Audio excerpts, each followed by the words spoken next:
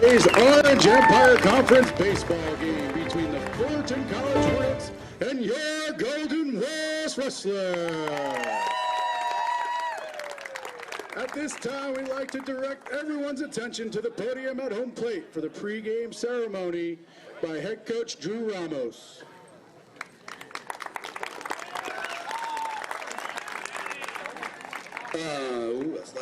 Before we get started, we have to acknowledge old coach, assistant coach with Bert, John Hockenberry. Unfortunately, he passed on Sunday. He was here for 10, 12 years with Bert, coached a bunch of us that are here. So in honor of Hawk, let's take a moment of silence, please.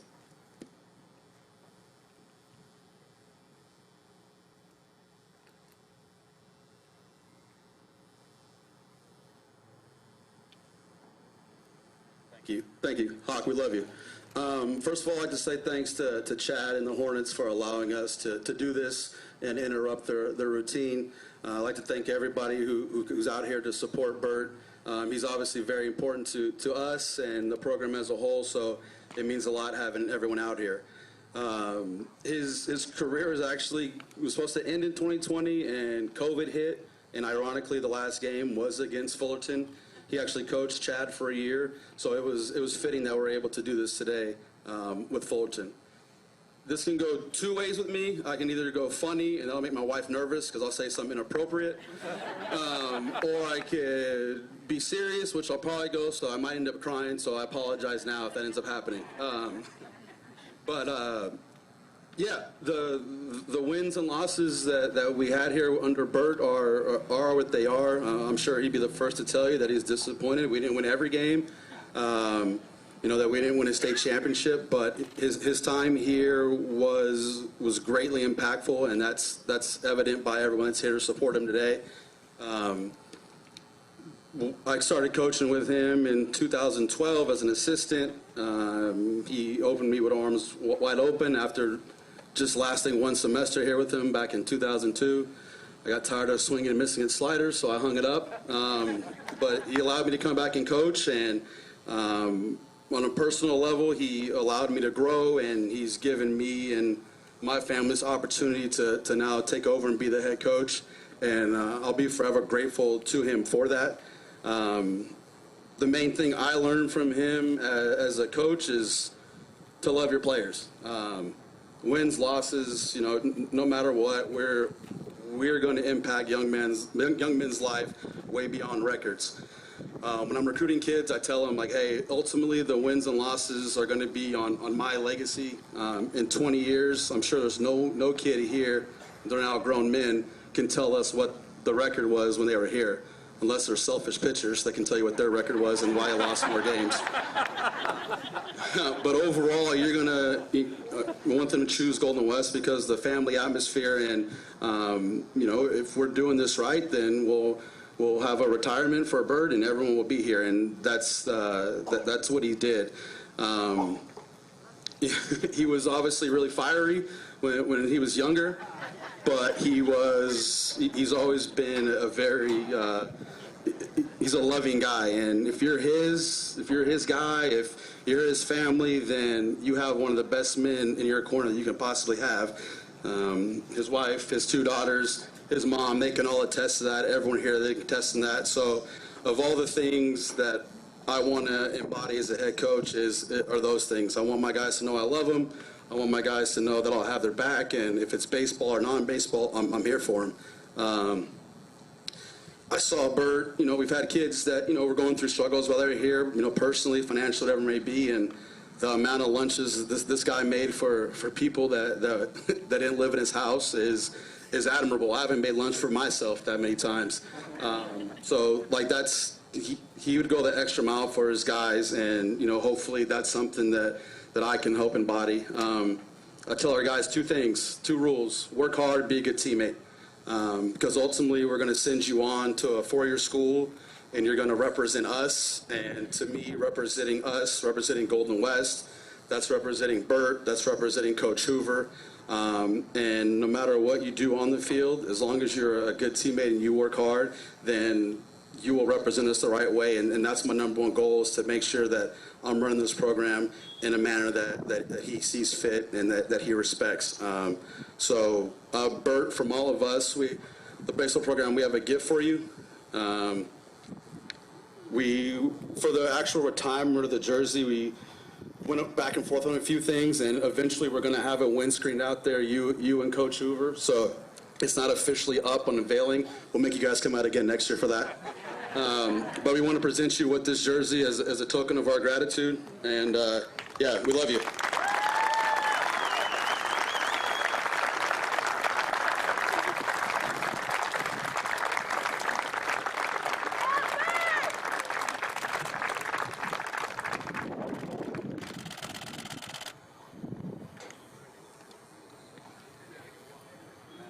The man himself. Okay, I guess it's my turn. Well, this is overwhelming.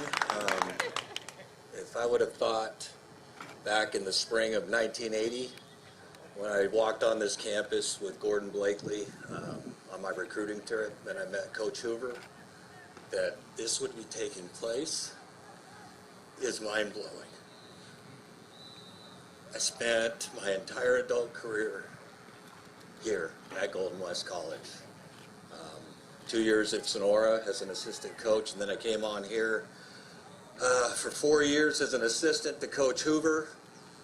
What a wonderful man, Hall of Fame coach, and a mentor. I've been blessed my entire life. The good Lord blessed me to have so many mentors help me to this point. I mean, I look around here, I look at this field. Gene Farrell, I know you're here. You helped me build this place from the tiny little dugouts. Danny, the backstop, the batting cages, everything. I owe everything to this place. The administration here was unbelievable. They supported us. The athletic department was unbelievable. The people that I got to come in as a 26-year-old head coach, the youngest head coach in California back then, not knowing what in the world to expect, and they took me in with open arms. And there were a lot of great coaches on that staff. Coach Shackelford, Coach Dixon, I can go on and on, Greenfield, and everybody else, Hermstad, all of them. They all are part of this right now. My buddies, love you. My family, I can't say enough. My dear mom, I love you.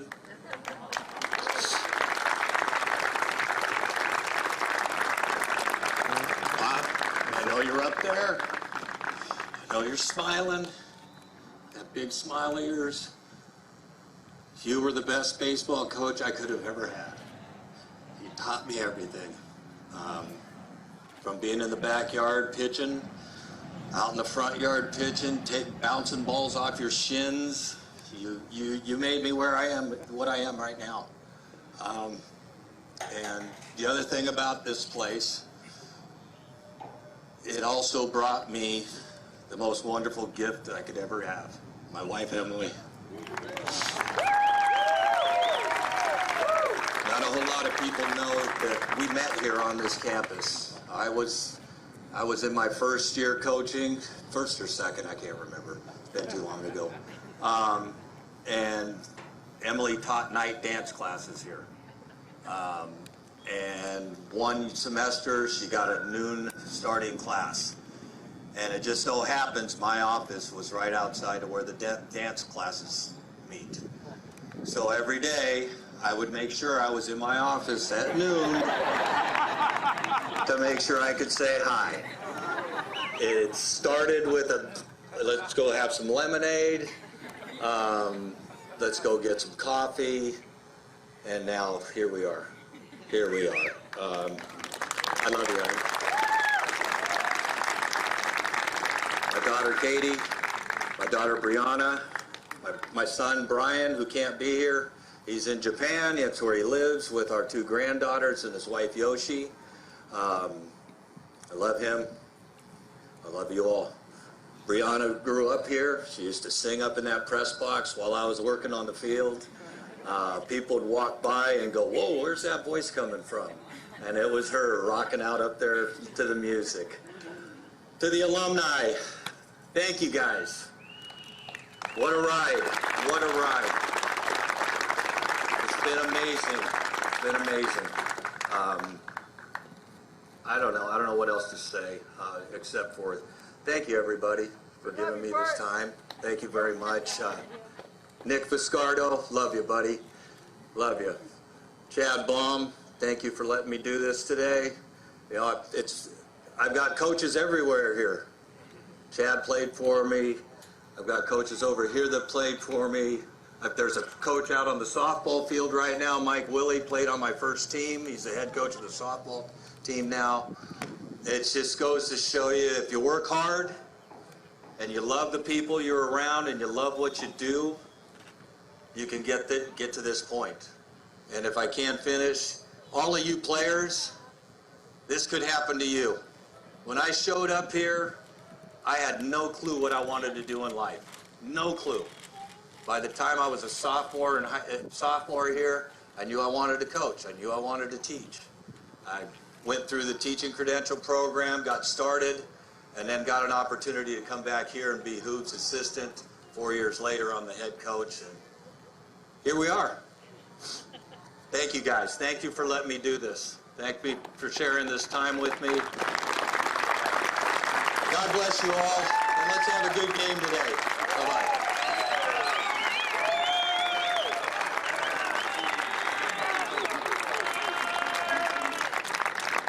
We're going to have Bert throw out the first pitch to his starting shortstop in 2016, our assistant coach, Tyler DePretta.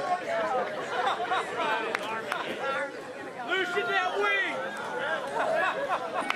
You better go to the rubber, too.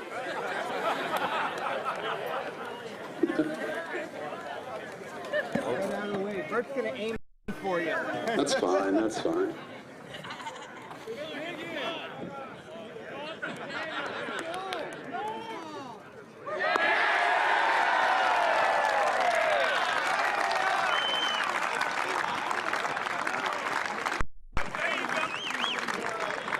Thank you very much.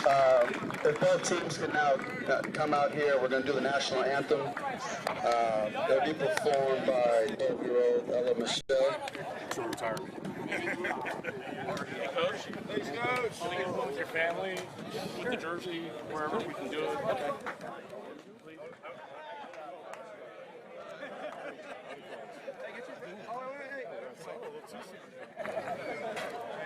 I'm sorry, I'm rushing. I'm starting pictures already. Give us a couple of minutes. Sorry. Yeah, you're good.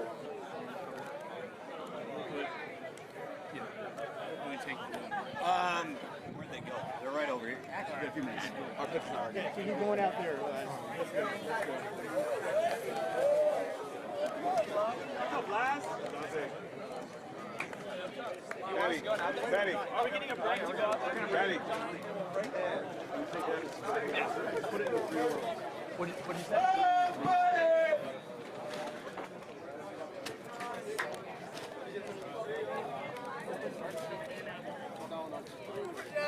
Put in the one that's like the two next to the cage. Good job, Tyler. What do you need? Were you nervous? Hey, were you nervous?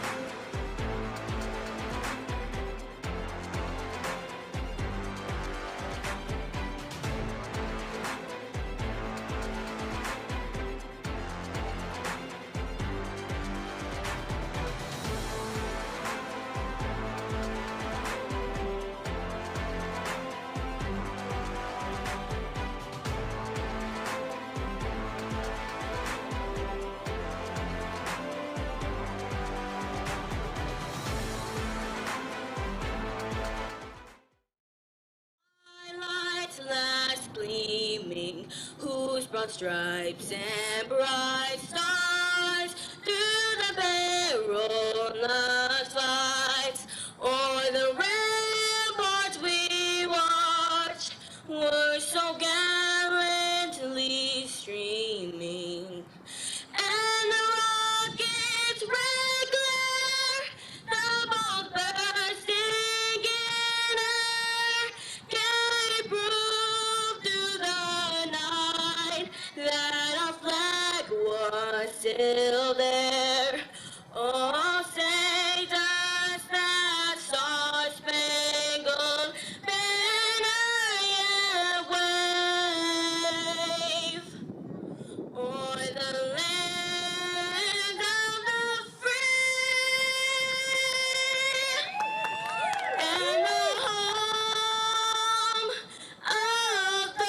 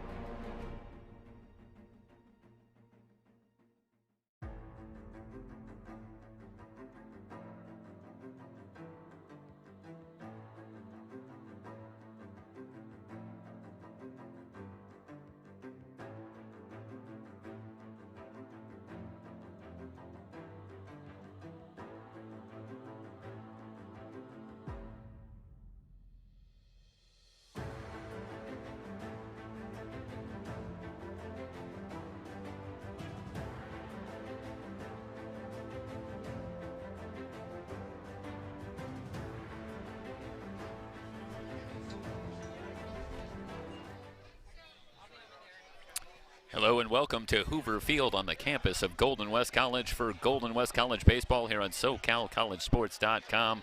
Today, Game 3 of the three-game series between the Rustlers and the visiting Fullerton College Hornets. We are set. First pitch from right-hander Johnny Valdez Jr. is fouled off for strike one by Isaiah Marquez, who will lead things off for Fullerton. Getting started just a little bit late after a ceremony honoring legendary head coach Bert Villarreal here at Golden West College, one of only 3 baseball coaches in the illustrious history of Golden West College.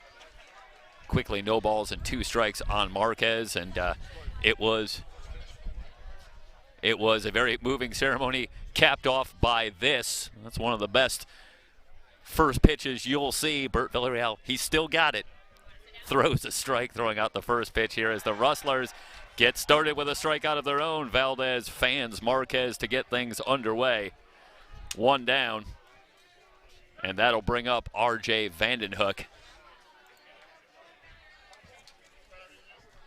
A very moving ceremony honoring Bert Villarreal in his 32 years leading this Rustler baseball program. And, of course, it goes so far beyond the gaudy numbers that Bert Villarreal was able to accrue leading this program, over 600 wins in the 32 seasons. And when you see what is talked about with Coach Villarreal, it's, as it always is in our coverage of the 3C2A, it's the impact that he had on so many young men's lives, helping them through this period, helping them on to four-year schools, to Division I programs, even on to minor league and major league contracts. It just goes so far beyond mere wins and losses, as Drew Ramos spoke very passionately and emotionally about what Bert Villarreal meant to him and so many others. 1 ball and 1 strike, I should say 1 ball and 2 strikes. The count on Vandenhoek for Valdez. Into the wind, the pitch, and a wave and a miss. And a fast start for Valdez and the Rustlers, as Valdez strikes out Marquez, now gets Vandenhoek. And it's 2 down, base is empty. The Rustlers are trying to avert the sweep at the hands of the Rustlers, who, I should say, at the hands of the Hornets, who won the first 2 games of this series, a thriller. Back on Tuesday, a 5-4 win where the Hornets came up with 3 runs in the 9th inning to pull out the win, and then a 6-1 win for Fullerton on Thursday, and they look for the sweep here today. First pitch from Valdez, good fastball, no balls and a strike on Jacob Sharp. Sharp has been a one-man wrecking crew for Fullerton in this series with 5 runs batted in, including a home run as well in the first 2 games, both Fullerton victories. The 0-1 from Valdez, slow roller on the left side, and they'll go to first in time to retire the side. Solid start for Valdez and the Rustlers. 3 up, 3 down through half an inning. Fullerton nothing. Golden West coming to bat. It's Rustler Baseball on SoCalCollegeSports.com.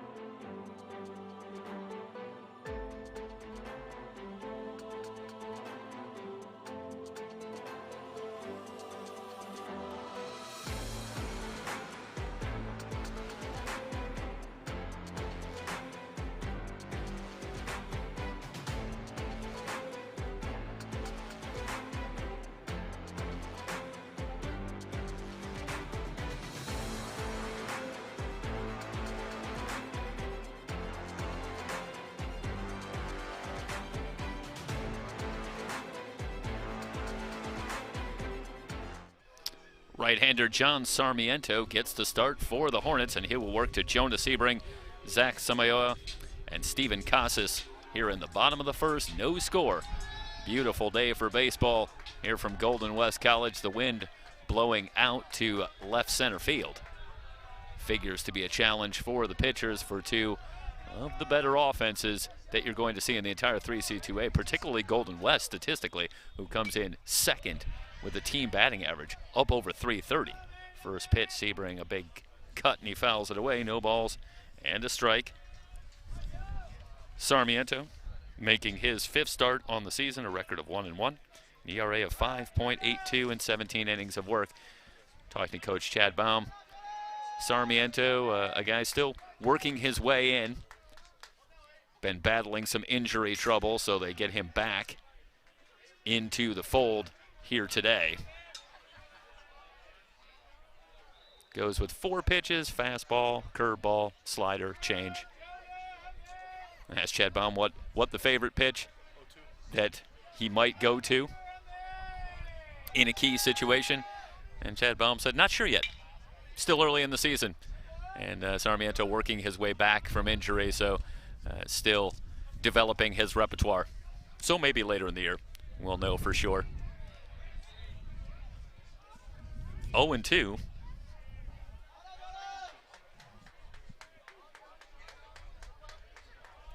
On Sebring.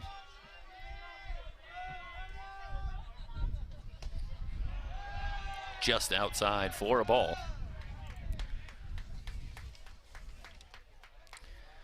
Sebring, redshirt freshman out of Great Oak High School in Temecula.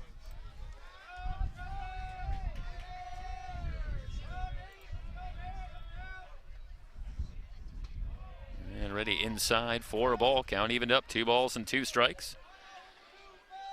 And Sebring comes in batting .405 on the season, 3 home runs, 11 runs batted in.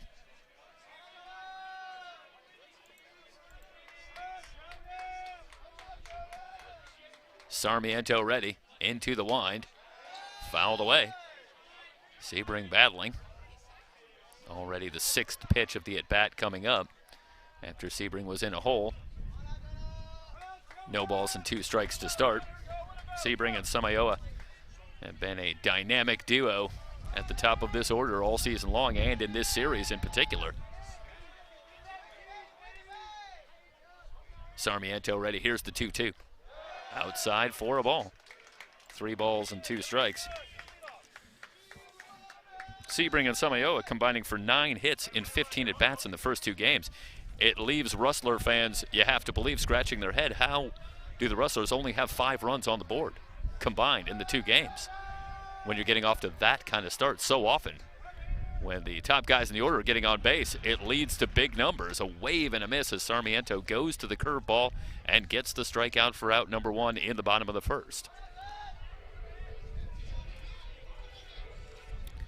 The Rustlers are going to have to take advantage of their opportunities when they come, and that's something that has bedeviled them in the first 2 games in this series. You don't figure that the Hornets, who are 21st overall in the 3C2A in terms of team ERA, are going to give them a lot of opportunity. And that's really been the difference. 1 ball and no strikes on Sek Samayoa out of Los Alamitos.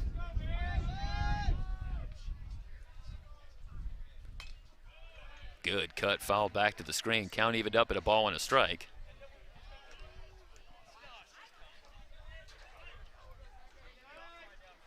One down, base is empty, we're just underway here from Golden West with Rustler baseball. Sarmiento kicks and delivers, fouled back and out of play again, a ball and 2 strikes. Samayoa hitting .400 on the season, 3 home runs, 23 runs batted in. The 3 home runs tied for the team lead with Jonas Sebring. Sebring also with 3 home runs, so the top of the order, both hitting over .400, team leaders in home runs. That's a lot of power. That's a lot of firepower at the top of your order. 1-2. Outside for a ball. 1 ball, 2 strikes. Check that, 2-2. Miguel Ortiz in left, Garrett Crenshaw in center, Isaiah Marquez in right for Fullerton. 2-2 pitch. Swung on and missed. That time it was the gas from Sarmiento, and he blew it by Samayoa. So a mirror image of the top of the inning, as now it's Sarmiento who strikes out the first two batters. 2 down. That'll bring up Steven Casas. Casas in his sophomore season, batting .359, no home runs, 24 runs batted in. We saw Casas an awful lot in our coverage last year, moving in between third base and shortstop, and now he moves to shortstop full time. Fastball low, 1 ball, no strikes. Kaipo Haiole at third. Jared Benesh at short. RJ Vandenhoek at second. Marco Malerba at first. On the outside corner, count evened up, a ball and a strike. With 2 down here in the bottom of the first inning. Overall, the Hornets come in with a record of 14-7 on the season, having won 4 of their last 5. And Golden West now at 12-7 after dropping their first 2 conference games. Sarmiento bounces that one in, 2 balls and a strike on Casas.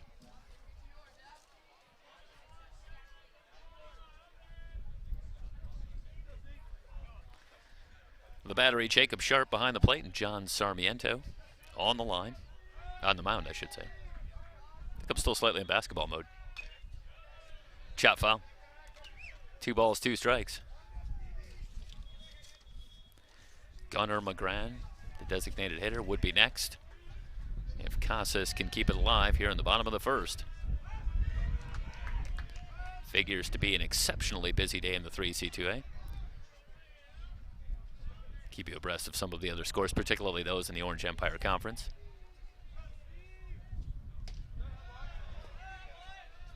Off-speed pitch inside for a ball. 3-2 now on Casas. Well, if the Rustlers have accomplished nothing else, they have been able to work into deep counts against Sarmiento. Perhaps get that pitch count up early. Payoff pitch, chop foul, and Casas will see another one. And if the pitchers so far, Valdez and Sarmiento, continue to show the stuff that they have here in the first inning, you might want to get them out of there.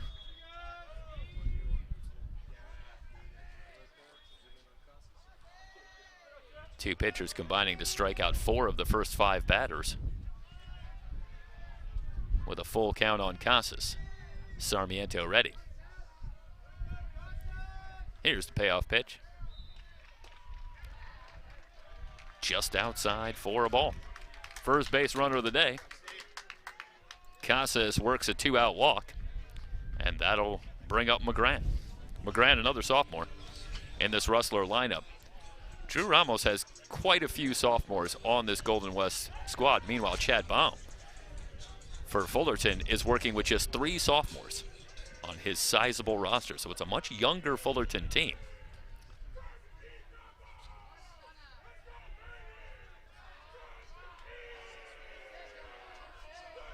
Two out, 1 on, and Gunnar McGran stands in from the left side. There you see McGran, the sophomore out of Santa Margarita. Off speed, outside for a ball. 1 ball and no strikes.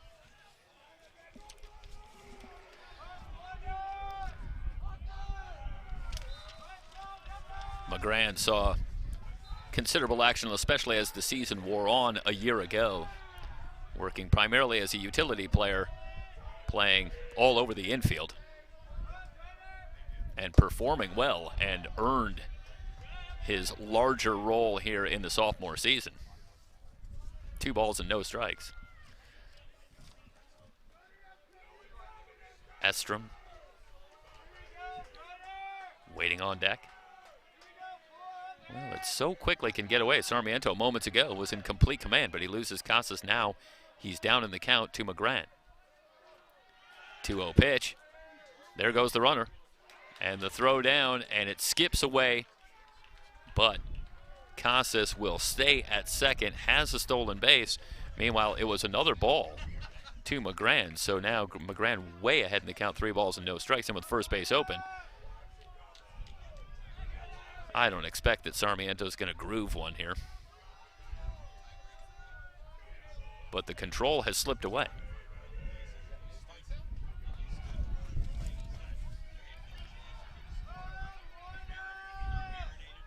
Three and 0 on McGran.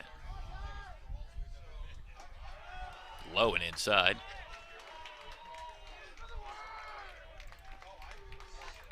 2 on, 2 out, and Noah Estrom will come to the plate. Again, looking back at the numbers for Sarmiento, 17 innings, 20 hits allowed, 10 walks, 9 strikeouts. So control can be an issue. And again, Sarmiento has been battling some injury problems and been in and out of the rotation this season. So they'll conference up, see if they can settle down John Sarmiento. Still 1 out away from getting out of the inning with no damage done, as Noah Estrom, the catcher, will dig in. Estrom in his sophomore season out of St. Anthony High School in Long Beach. Another sophomore in the middle of that order for the Rustlers. Get a look at Casas, who has good speed at second. If Estrom can get a base hit to the outfield, you like your chances on Casas being able to get around and score. Meanwhile, the fastball in for a strike, and Sarmiento ahead of Estrom. DJ McEvers is on deck for the Rustlers, trying to string together a 2-out rally here in the bottom of the first.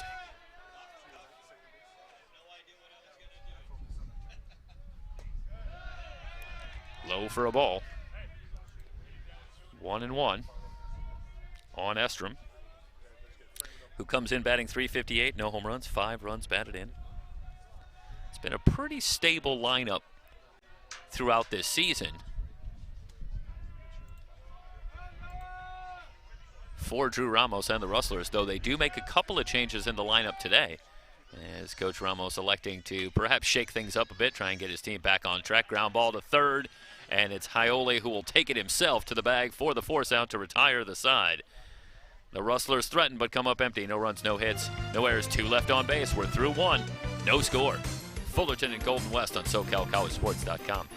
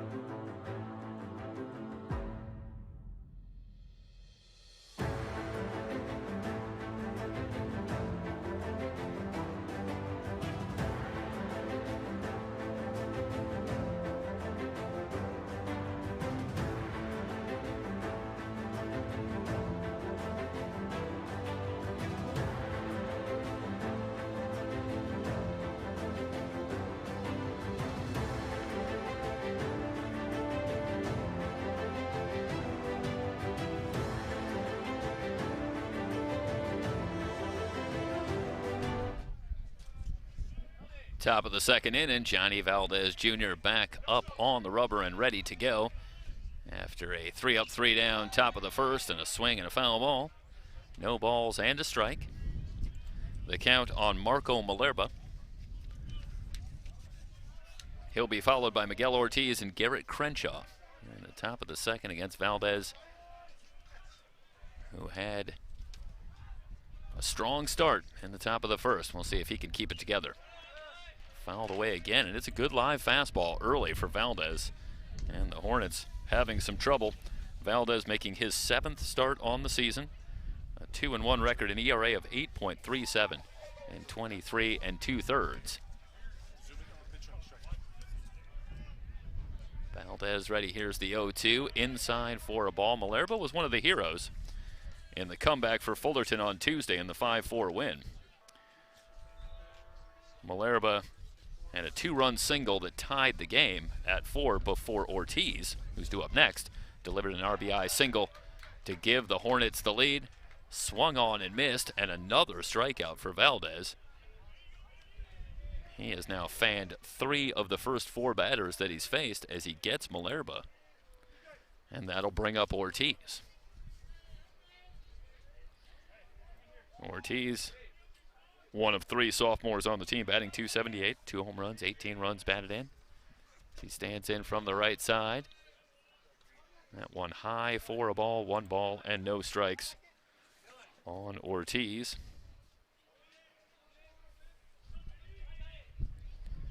Ortiz, a 6'2 sophomore, in for a strike, 1 ball and 1 strike. Ortiz out of Buchanan High School in Clovis. Give you the Rustler lineup here momentarily. Ball 2, 2 balls and a strike. It's Zach Samayoa in left, DJ McEvers in center, Kelso Burke in right. Jonas Sebring, at third. Stephen Casas at short. Davis Hildebrandt in the lineup at second. Back to the fastball and high, 3 balls and a strike. Dylan Kordick at first, Noah Estrom behind the plate, and Johnny Valdez Jr. on the mound. Talked about the couple of changes for the Rustlers in the lineup. Hildebrandt and Kordick at second and first into the lineup as Drew Ramos elects to shake things up a bit here in Game 3. Meanwhile, Valdez surrenders his first base runner. It's a walk to Ortiz.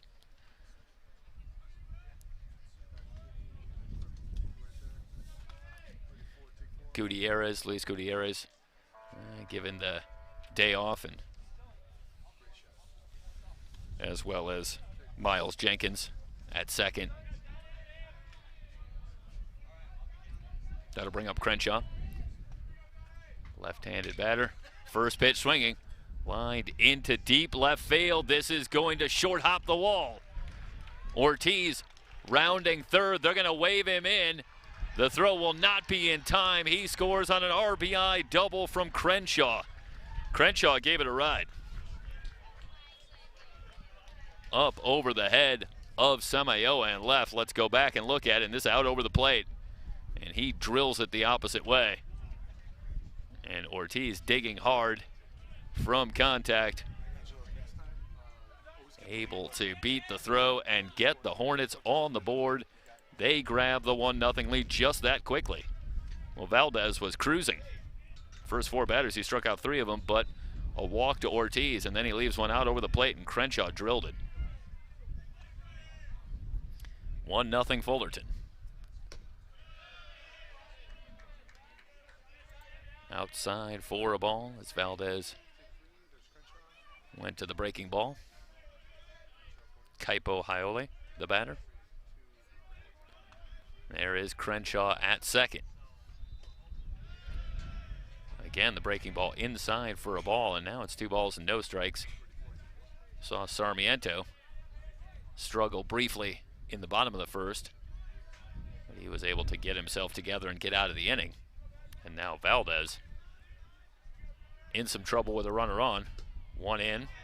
Fastball now outside and low for a ball. 3 balls and no strikes. Well, it looked like 3 different pitches, and all of them missed for Valdez, who himself goes with a 4-pitch repertoire: fastball, cutter, curveball, and change.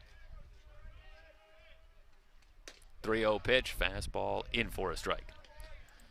Talking with Drew Ramos about Johnny Valdez and He said Valdez is a contact pitcher and a guy who's going to be around the plate for the most part. But early on, his stuff looked pretty good as he struck out 3 of the first 4. Fastball in for a strike. That fastball's got some pop on it.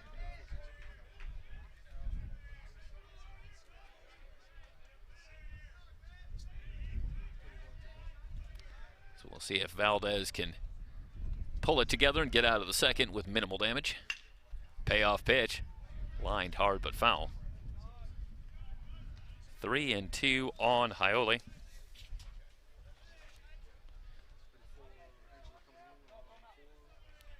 Kaipo, a freshman out of Baldwin High School. Wailuku, Hawaii. You had to know that with that name. I was prepared. 3-2. Chopper foul.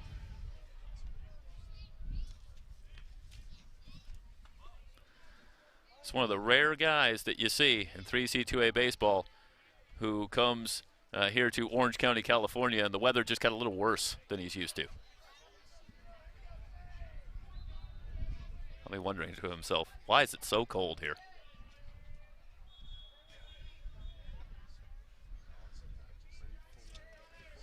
Bryce Gamble waiting on deck as Haiole waits on Valdez. Here's the 3-2. No, a wave towards second.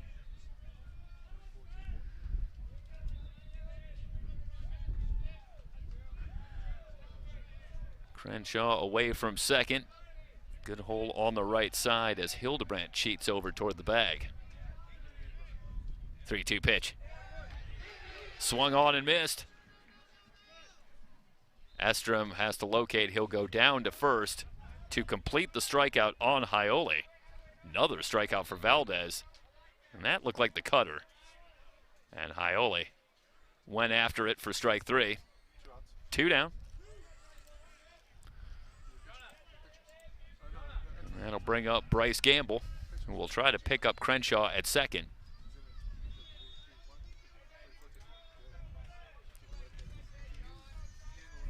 Hornets grab the 1-0 lead in the top of the second on an RBI double by Garrett Crenshaw.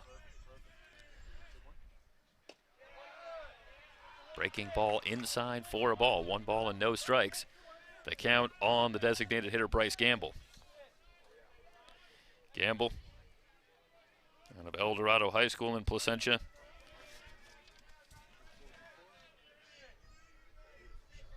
A catcher by position, but he spent a lot of time in the lineup for Chad Baum as the designated hitter. Goes after that one, a ball and a strike. And again, through this first time through the order, it's been pretty consistent that the Hornets have been late on the stuff coming from Valdez. Even the ball that was hit hard by Crenshaw, he did go the opposite way. He just tattooed it to left field. Breaking ball misses, 2 balls and a strike. Nonetheless, it's the Hornets who grabbed the early lead. Again, back to that cutter. 2-1 on Gamble. Valdez with a look at second, now comes home. Fastball high. Gamble came in batting .345, a home run, 6 runs batted in. Appearing in his 15th game. He has 29 at-bats on the season. So Gamble, a part-time player, in and out of the starting lineup throughout this season. Outside for a ball and a 2-out walk to Gamble.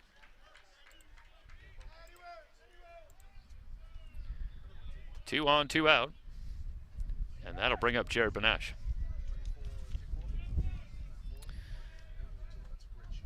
Benesh batting .395 on the season, no home runs, 10 runs batted in his freshman season out of Redlands East Valley High School in Redlands.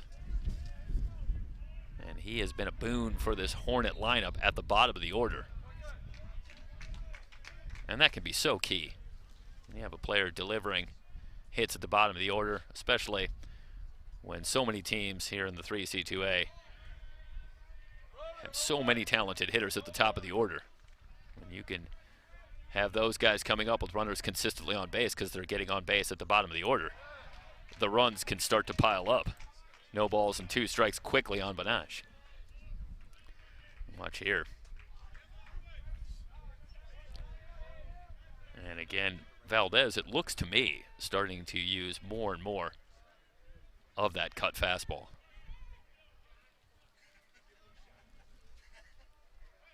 Oh, 2. On the ground to second. Hildebrandt will go to first to retire the side, but the Hornets grab the lead.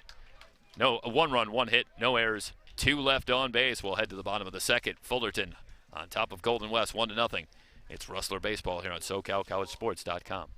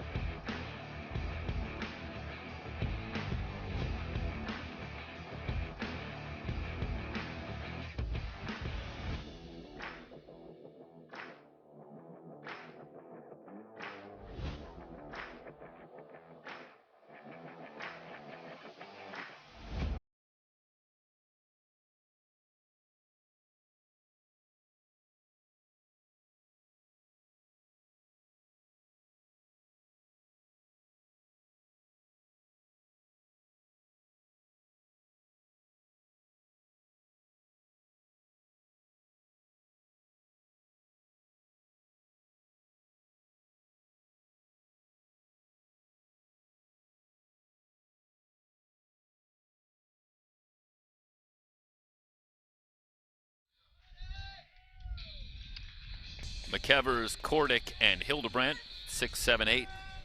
2 up for the Rustlers. In the bottom of the second, they trail it 1-0.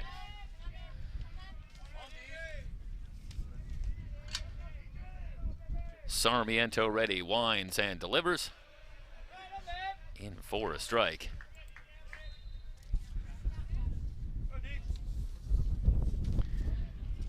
DJ McEvers, in his freshman season out of Paloma Valley High School, Menifee. Ready, Sarmiento's pitch, the 0-1, breaking ball in for a strike. No balls, 2 strikes quickly on McEvers. McEvers comes in batting .381, no home runs, 7 runs batted in.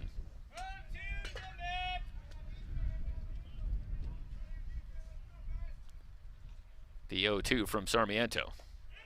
McEvers started and went around, down on strikes to get things started in the bottom of the second.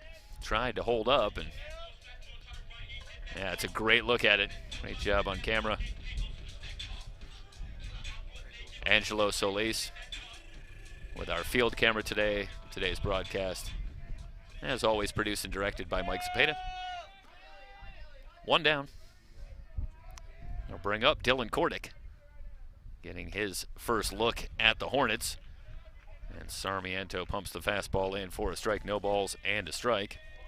Kordick comes in 7 for 19 on the season, appearing in his 9th game. No home runs, 3 runs batted in. The average .368 out of San Pedro High School. They'll check down, but Kordick able to hold up, count evened up at a ball and a strike. Well, no, he did go around. Okay, so they called it no balls and 2 strikes quickly on Kordick. And that was a good breaking ball again from Sarmiento, who's now struck out 3 batters through the first 1 1/3. Now he blows the fastball by Kordick. Quickly 2 down. 4 strikeouts for Sarmiento to go with 2 walks. only one batter's put the ball in play for the Rustlers as they bat in the bottom of the second. That'll bring up Davis Hildebrandt. Hildebrandt in the lineup at second base today. Taking over for Miles Jenkins, who gets the game off. First pitch from Sarmiento, outside, ball one. On Hildebrandt, who comes in 4 for 21 at the plate on the season. No home runs, 2 runs batted in. Average of 190. Fastball inside, 2 balls, no strikes on Hildebrandt. Freshman out of Cypress High School in Cypress. But elects to go outside of conference rival Cypress and ends up here at Golden West. Into left field is going to be a base hit. Over to cut it off is Ortiz. Hildebrandt digging for second. The throw comes in. They got him. Hildebrandt tries to stretch it to a double.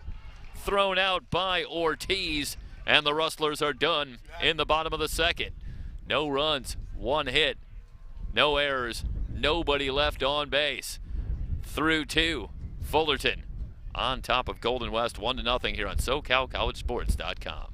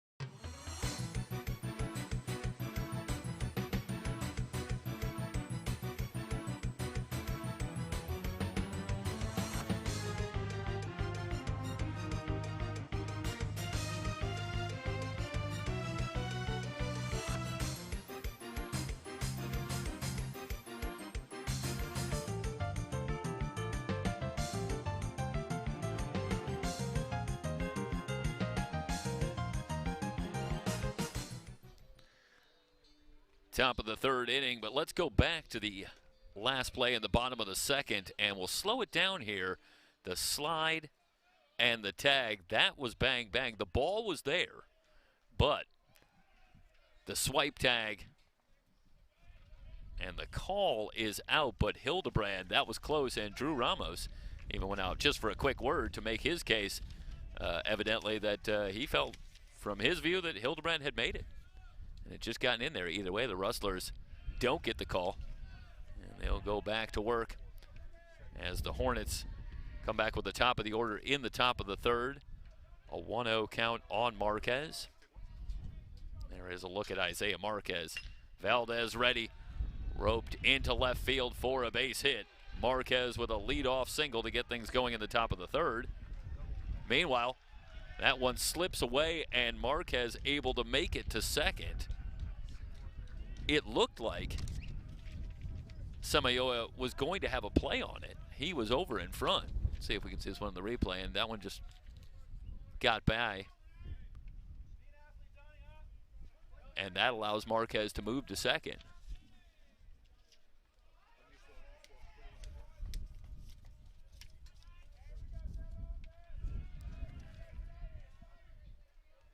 So the Hornets with a man in scoring position here in the top of the 3rd with Vanden Hook at the plate. And Vanden Hook sands in from the left side. He squares to bunt, takes that pitch for a strike.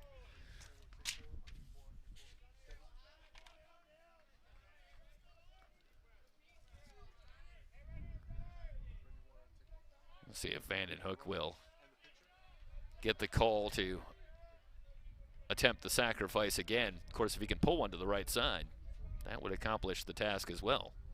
and move Marquez to third. Fastball, that one gets away from Estrom. Back to the screen, quick throw down to third, not in time. So the wild pitch, I'm going to make the call that probably will go as a pass ball. That was an interesting pitch and one that makes you wonder if perhaps Estrom and Valdez weren't on the same page, because it looked like it handcuffed Estrom. Certainly up in the strike zone, an easy ball for Estrom to handle. And it pops out of the glove and back to the screen. Marquez, good thing that he got a good jump because he barely beat the throw as it turned out. Way inside. 2 balls and a strike. Now on Vandenhoek, and it's a golden opportunity for the Hornets to extend on the lead in the top of the third. 2 balls and a strike on Vandenhoek, who struck out his first time up. Valdez kicks and deals outside for a ball. 3 balls and a strike. R.J. Vandenhoek, batting .281, coming into play today. No home runs, 6 runs batted in. Vanderhoek swings and fouls it away. No, that one dropped in fair. Just down the left field line. Looked like that one was going to twist foul, but finds its way down just inside the line, and the Hornets grab a 2-0 lead. Let's take a look at this one from field level, see if we can follow this.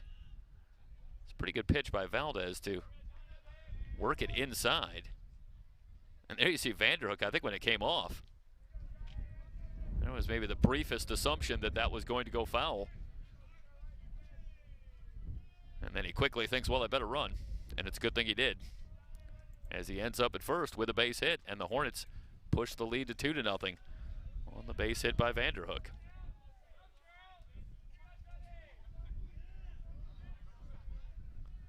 1 ball and no strikes the count on Jacob Sharp. He grounded to third to end the first.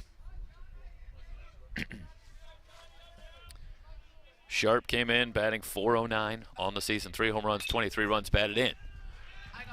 Past a diving Hildebrandt and into center for a base hit. The Hornets have it going here in the top of the third against Valdez. The first 3 have reached Marquez, Vanderhoek, and Jacob Sharp. Another hit for Sharp in this series, where he has been a one-man wrecking crew. Runners at first and second. And we'll see a mound visit. They'll come out and talk to Johnny Valdez Jr. Really, other than one mistake to Garrett Crenshaw, he was lights out in the first 2 innings, but he's run into a problem here in the third. Second time through the order, and Marquez, Vanderhoek, and Sharp have all delivered hits. Marco Malerba will be the batter. He struck out his first time up. It looks for the moment like they're going to go with Valdez and give him an opportunity to work himself out of this jam. The Hornets looking for the sweep in the 3-game series. And they have the early 2-0 lead. So that'll bring up Malerba. Came in batting .300, 2 home runs, 11 runs batted in. Big opportunity here with 2 on and nobody out. Meanwhile, Valdez looking for a ground ball, the pitcher's best friend. And there is a look at Valdez out of Glendora High School in Glendora. Cutter inside for a ball. Well, we saw a lot of the cutter in the top of the second inning when Valdez got himself in some trouble. See how he works to the dangerous Marco Malerba.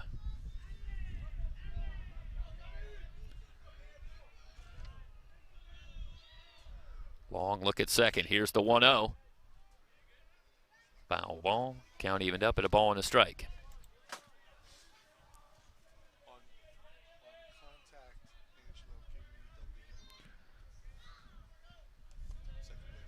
See the outfield playing Malerba slightly to pull.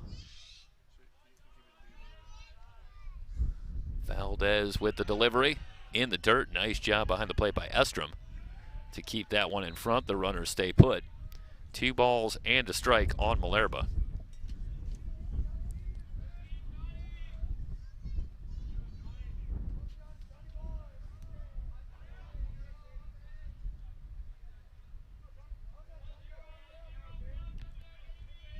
Valdez from the belt. Here's the 2-1 pitch. Back to the box. Over to second for one. The relay in time. 1-6-3.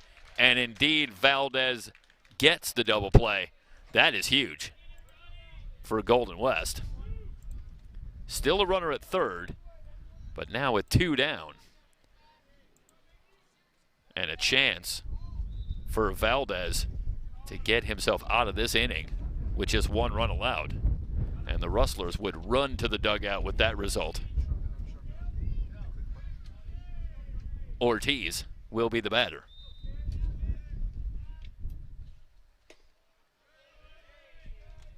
Off speed, outside for a ball. 1 ball and no strikes on Ortiz. He walked his first time up.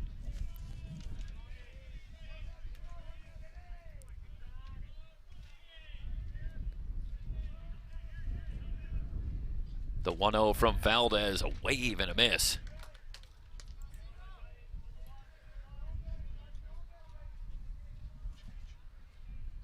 Looked like the curveball from Valdez. And he has been going with an awful lot of fastball and cutter. And you could see that Ortiz was well out in front. Now back to the fastball. That's nice job putting together his pitches by Johnny Valdez as he shows Ortiz a couple of off-speed pitches, then blows the fastball right by him, and he's got him 1-2.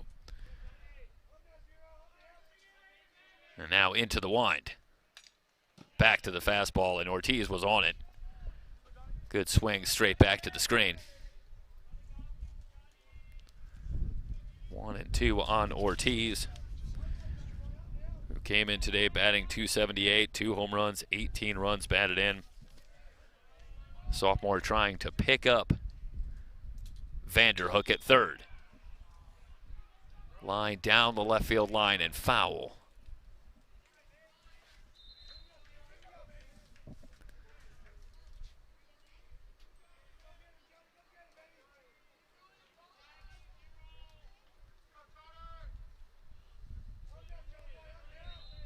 Well, he's seen about everything from Valdez.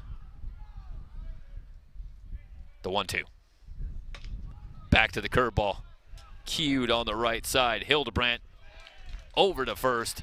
Valdez out of the inning, but not before the Hornets add a run on 3 hits. 1 left on base, heading to the bottom of the third. Fullerton now leading it 2-0. It's Rustler Baseball on SoCalCollegeSports.com.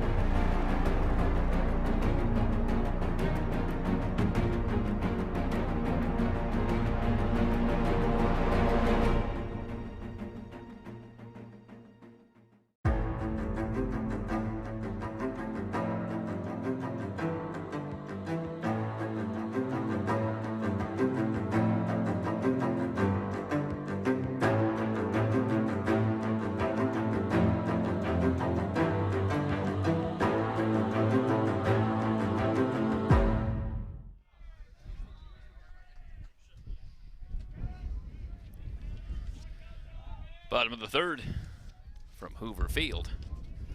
Kelso Burke set to lead things off for the Rustlers, who now trail at 2-0. It'll be Burke and then the top of the order, Sebring and Samayoa. And there is the left-hander Kelso Burke. First pitch, pop foul and out of play. No balls and a strike on Burke. Back in the lineup again today out of Redondo Beach, and Burke and Mylan Jones have each played a game out in right field in this series, and it's back to Burke again today for game 3. Good fastball from Sarmiento, and it's no balls and 2 strikes quickly on Burke.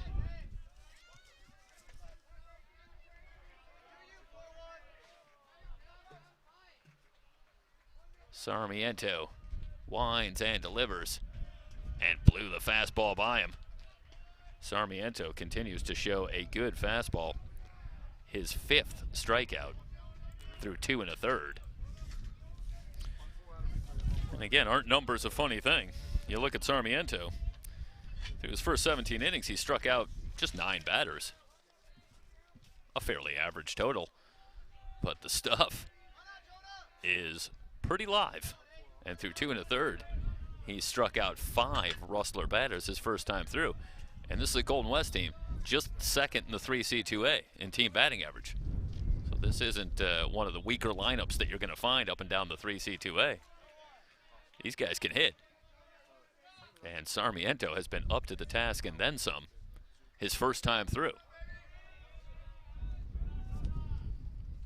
Sebring struck out his first time up. Down quickly, no balls and a strike. Sarmiento ready, back to the curveball. Popped in back of second. And Crenshaw has time and has it for the out. That one hung up a little too long for Sebring and the Rustlers. 2 down.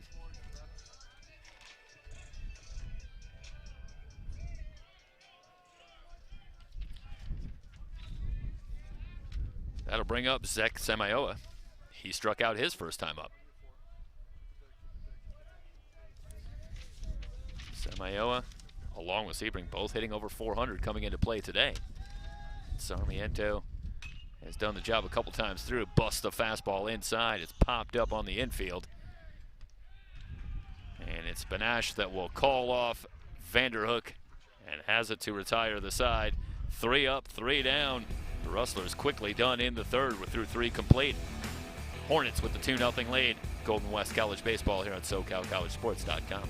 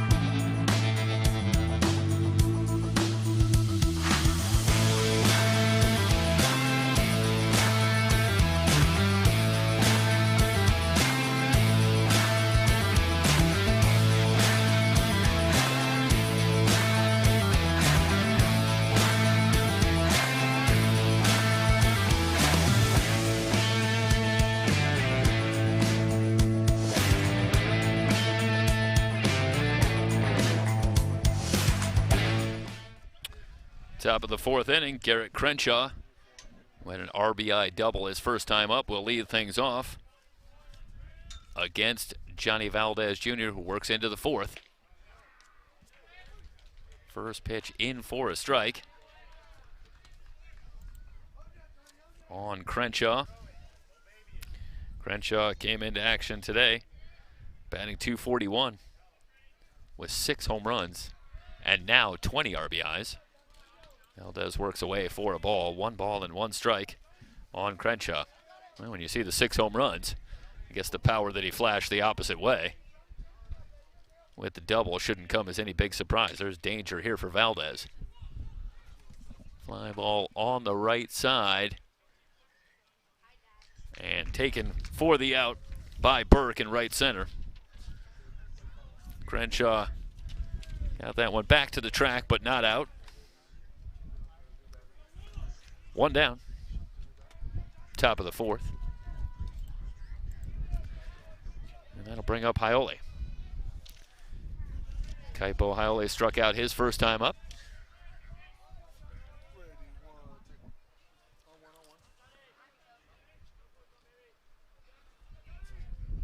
Valdez ready. Here's the pitch. Haiole lines this one into left for a base hit. So Kaipo Haiole goes up first pitch swinging and lines a base hit for the Hornets. It's their 5th hit on the day. And another base runner. That'll bring up Bryce Gamble, who walked his first time up. Gamble came in batting .345. Home run, 6 runs batted in, walked his first time up. He's got Haiole at first. Fastball high and inside for a ball. Jared Benash waiting on deck. As the Hornets bat in the 4th. They won the first game of the series 5-4. 3-run 9th to pull out the win. 1-1 the count. They won game 2, 6-1. Adam Armstrong, Ryan Chavez combining to scatter 8 hits, surrendering just 1 run in the 6-1 win. So that was all about the Hornet pitching staff. A wave and a miss at the breaking ball. 1 ball and 2 strikes.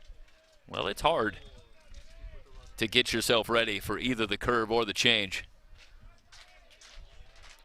from Valdez, who has shown good live fastball and a good cutter here today. Back to the cutter.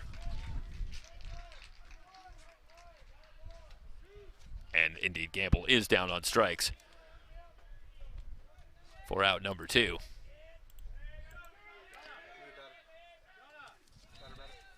So 2 down. Haiole at first, and Benash will be the batter. Benash grounded to second. His first time up. Again, first pitch swinging. Popped. Shallow right. Long run. And it's Burke that will get there to retire the side. Almost a perfect spot if you're a Hornet fan. No runs, 1 hit, no errors, 1 left on base. We are heading to the bottom of the 4th. Fullerton on top of Golden West, 2-0 here on SoCalCollegeSports.com.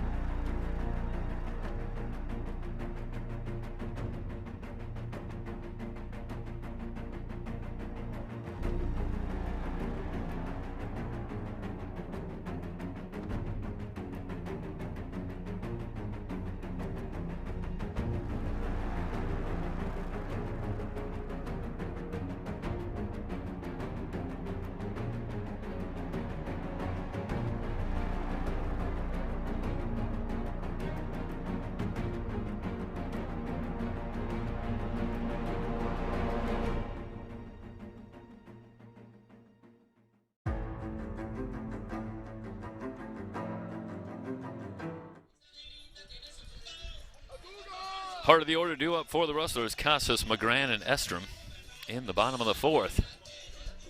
And through 3 innings, John Sarmiento has allowed 1 hit, walked 2, struck out 5. Taking over, as we alluded to last inning, for Armstrong and Chavez, who on Thursday went the route, surrendering just 1 run to the Rustlers, breaking ball outside for a ball. So the storyline for this series is quickly becoming the Hornet pitchers.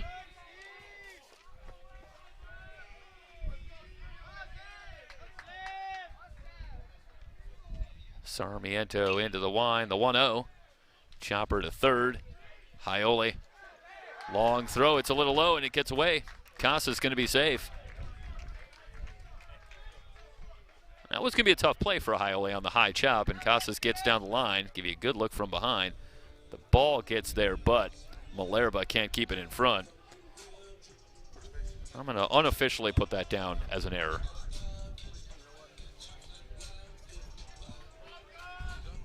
And the Rustlers have the leadoff man aboard here in the bottom of the 4th. That's the first time today that they've had the leadoff hitter aboard. We'll see if Golden West can make something of it with Gunnar McGrann at the plate.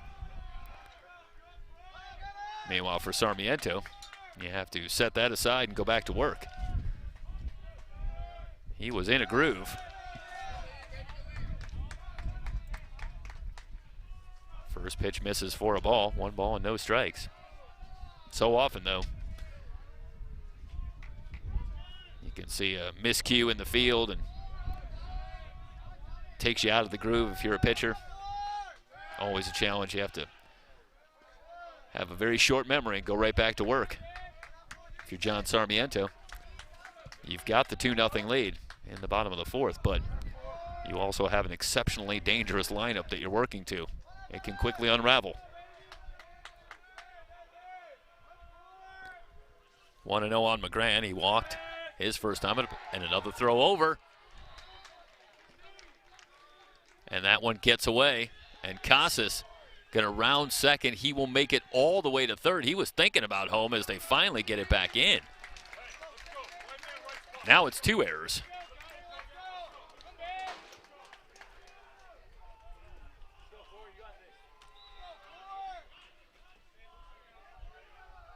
This is good base running from Casas.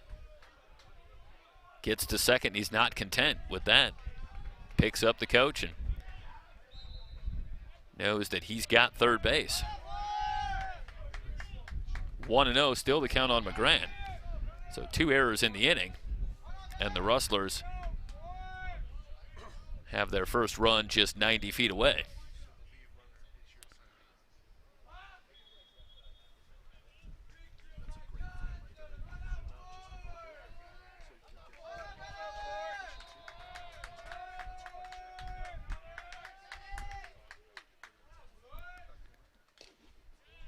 McGrann had a cut, foul tip, a ball and a strike.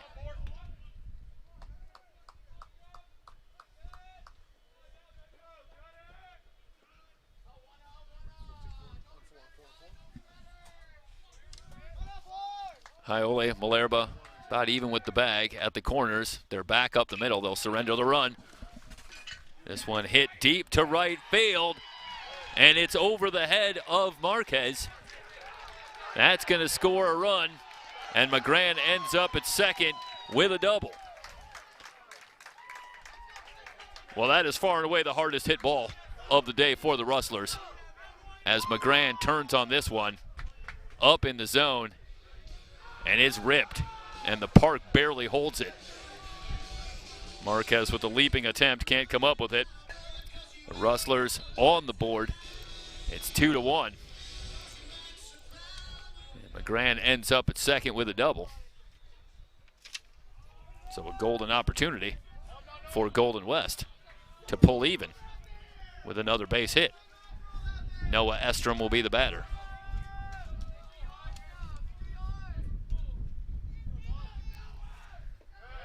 In the dirt, blocked nicely by Sharp.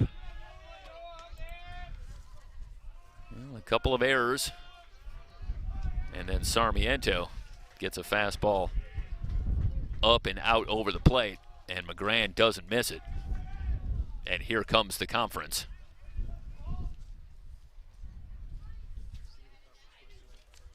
One-run game, 2-1. Had the feeling when we talked to Chad Baum that with Sarmiento dealing with some injury issues that they wanted to give him an opportunity to go as long as possible here today to allow him to get in some work. Just 17 innings and 4 starts on the season so far. And now that he's back healthy, want to give him a chance to get some work in. So he'll continue with a runner at second and Estrom at the plate and a count of 1 ball and no strikes. Estrom batting .358 on the season, no home runs, 5 runs batted in. Grounded into a fielder's choice to end the first. He's got a runner at second. Popped up. In back of second, it's Panache backing up to make the catch. 1 down.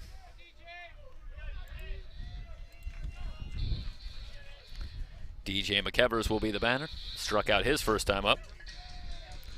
Came in batting .381 on the season. No home runs, 7 runs batted in.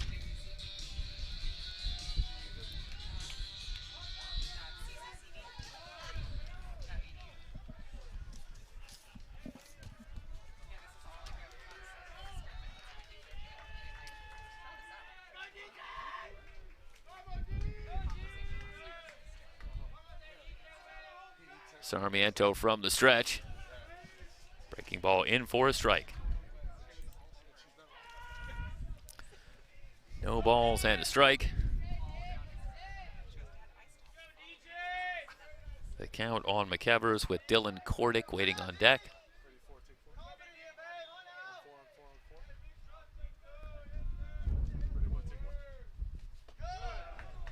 Sarmiento tries the breaking ball again outside.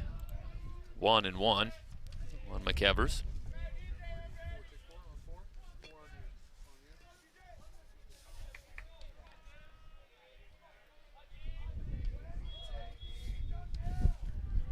And there is the freshman DJ McEvers from Menifee. Steady diet of curveballs. That one on the outside corner. 1 ball and 2 strikes on McEvers. Rustlers trying to pick up McGrann at second.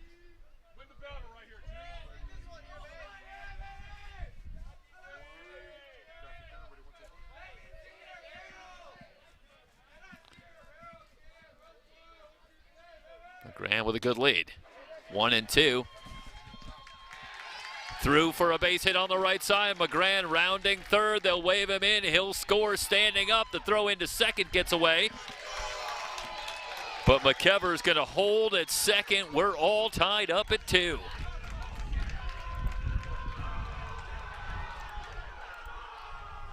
And the Rustler dugout is into it. Good piece of hitting from McEvers as he takes this one the opposite way. And ends up at second with an RBI double. Brand new ball game in the bottom of the 4th, tied at 2. For McEvers, it's his 4th double on the season. His 8th run batted in. The Rustlers have taken advantage of a couple of errors here in the 4th. And tied it up with Kordick coming to the plate. Now you think about the lead. Way outside for a ball. 1-0. Davis Hildebrandt on deck.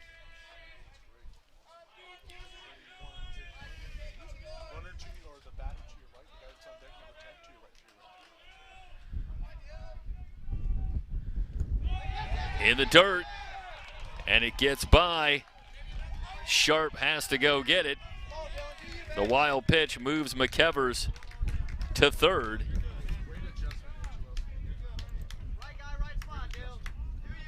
Count now 2-0 on Kordick.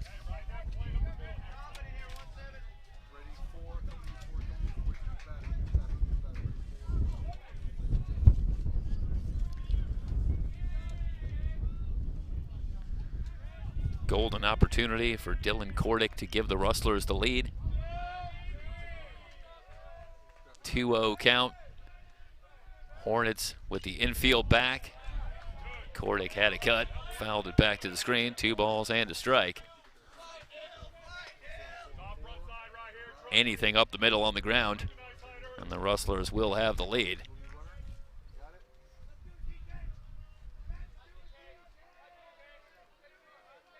Sarmiento with a long look, the 2-1 pitch. Back to the breaking ball, high and outside. 3 balls and a strike.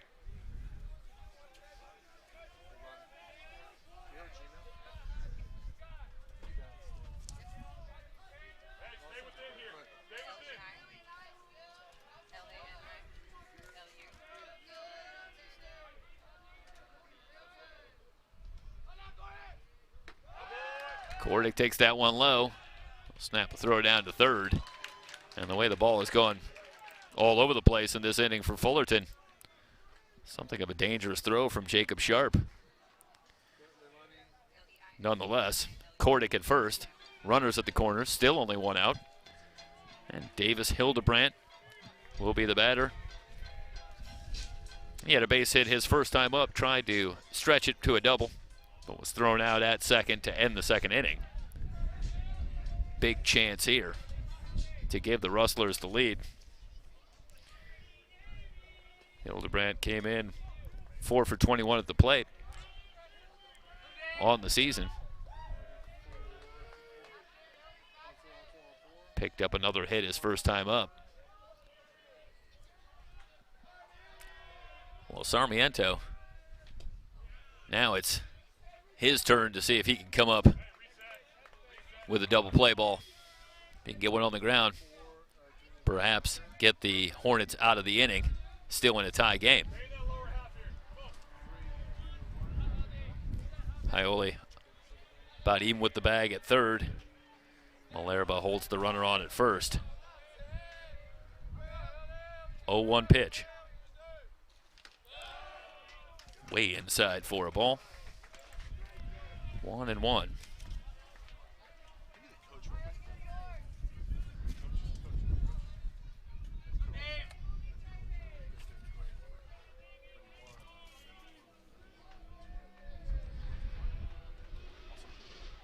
Hildebrandt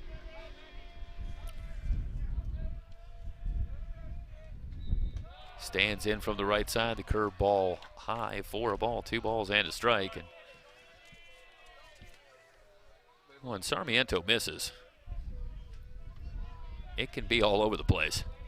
Again, he came in with 10 walks in 17 innings, so control can be an issue. But you wonder to some degree if that doesn't make it a little harder to really dig in throughout the plate. It can cut both ways. Here's the 2-1. Fastball popped up, foul territory over near the Hornet dugout.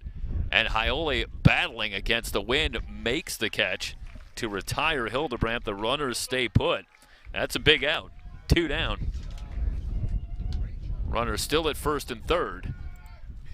And Kelso Burke will be the batter. The Rustlers looking for the lead after RBI doubles by McGran and McEvers.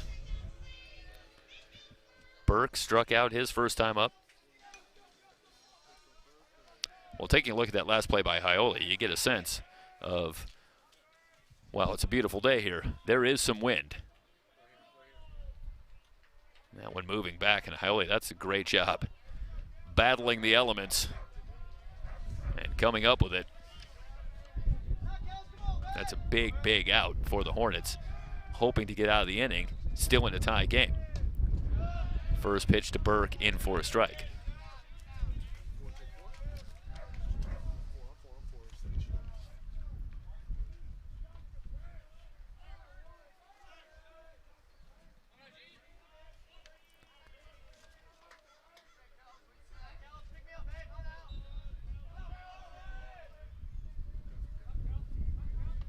Sarmiento has slowed the pace.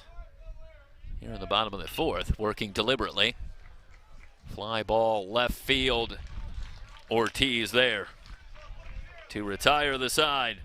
But the Rustlers get 2 runs on 3 hits. And through 4, it's a brand new ball game from Hoover Field. Golden West and Fullerton tied at 2 on SoCalCollegeSports.com.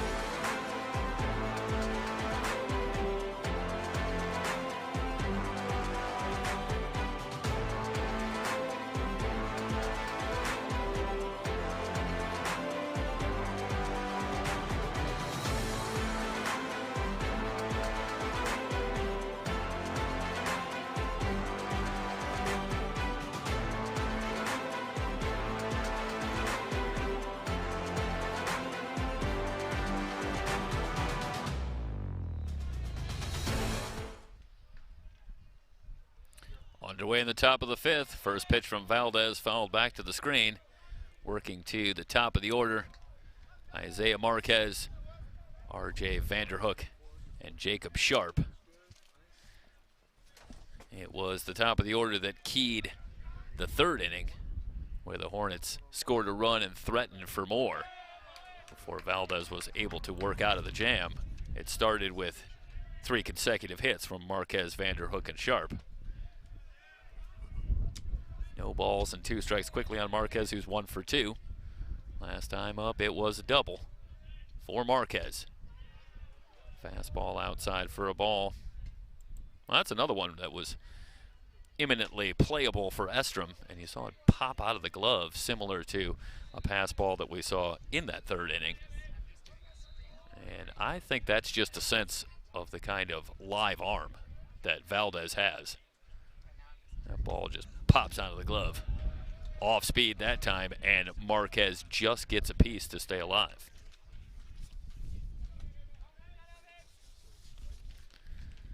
Marquez now 3 for 10 in the series. With the double in the 3rd inning, he's now hitting 6 straight. 1-2 pitch. Outside for ball 2.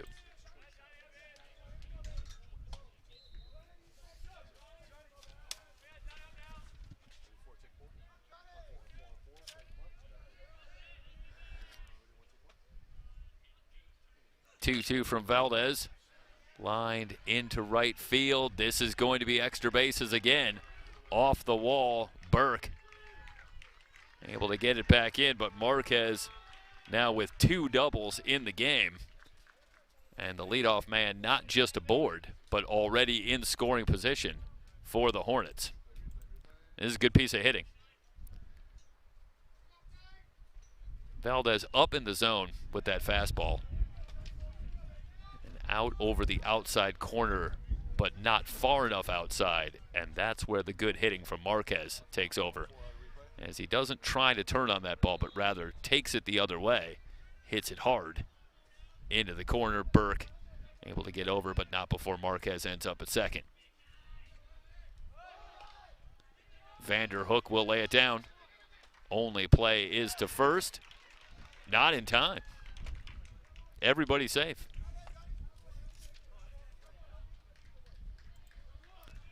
Marquez ends up at third.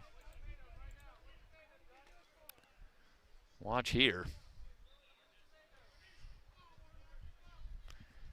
And Valdez gets there, but doesn't have a lot of time. Should go down as a base hit. Did he get him? Okay, bang, bang play, but all right. So let's correct that. It's a runner at third, one down. And no balls and a strike on Sharp.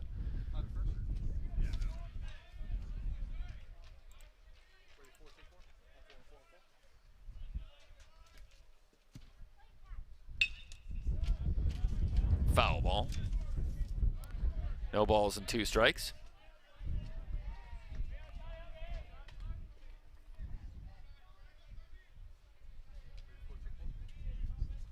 Seem to have momentarily lost the scoreboard. We'll get that updated.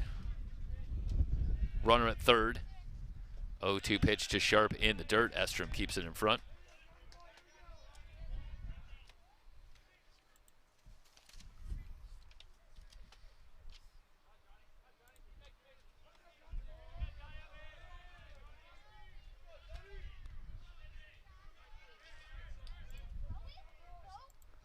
One-two pitch to Sharp. 2 balls and 2 strikes, and you can hear on the field audio the grunt from Valdez when he goes to make a pitch. Might not be every time, but I think when he rears back for a little something extra. Foul territory on the right side. Out of play. We'll do it again.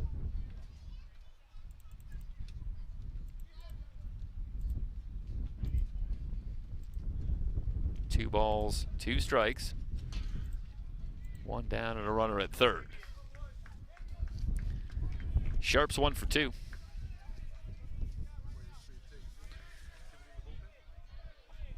Sharp got off to a torrid start this season in his first 9 games. He was 18 for 32 at the plate with 12 runs batted in. And he hasn't dropped off a whole lot since then.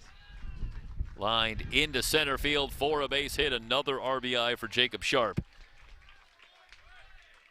As he delivers Marquez with an RBI single and puts the Hornets back on top, 3-2 in the top of the 5th.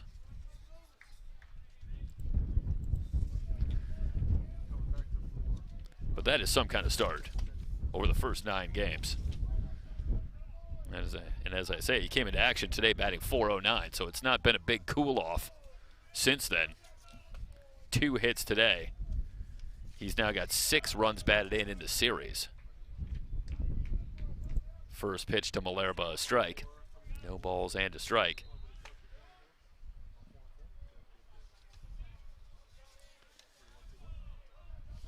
Sharp now 5 for 12 in the series with the 6 runs batted in.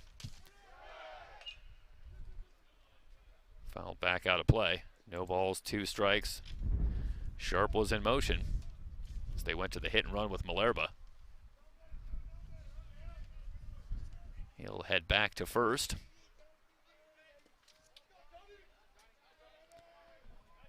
Malerba 0 for 2, struck out, grounded into a double play.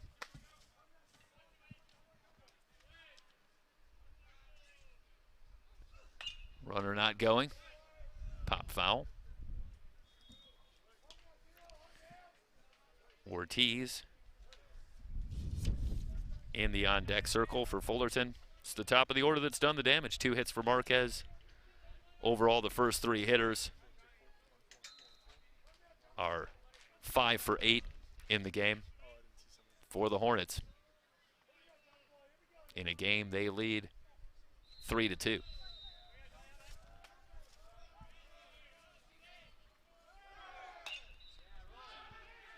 Fly ball, left field, playable for Samayoa.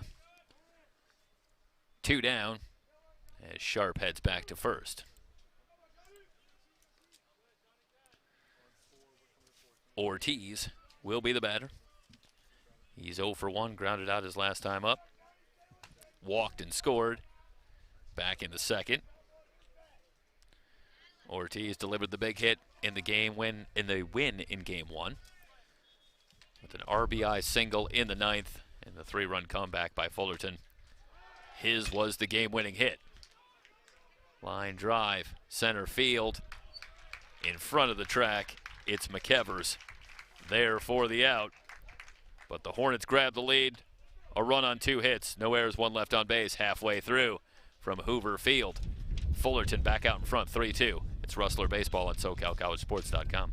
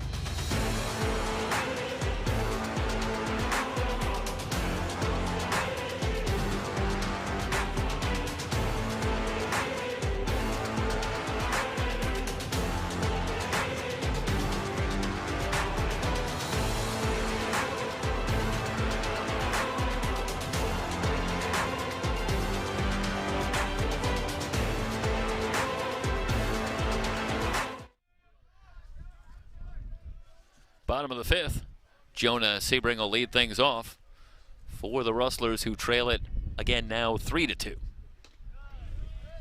Breaking ball high from Sarmiento for ball 1. 1 ball, no strikes on Sebring, who's 0 for 2. Struck out and flied out.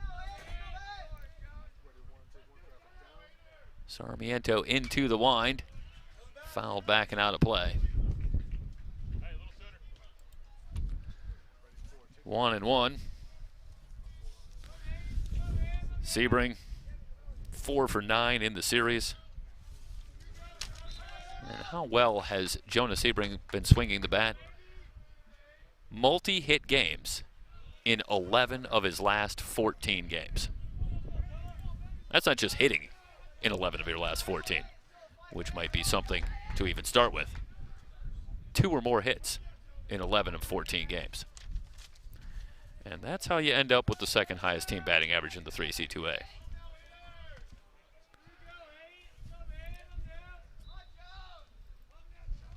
Sarmiento back in the lead.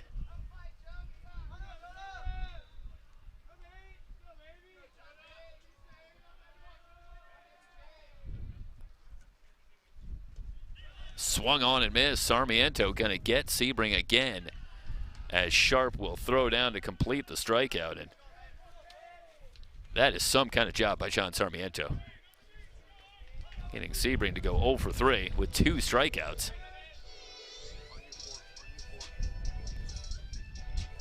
One down.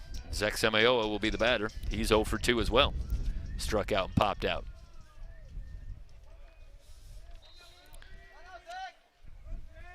Samayoa having a pretty good series as well, especially going into today. But even with the 0 for 2 today, now 0 for 3.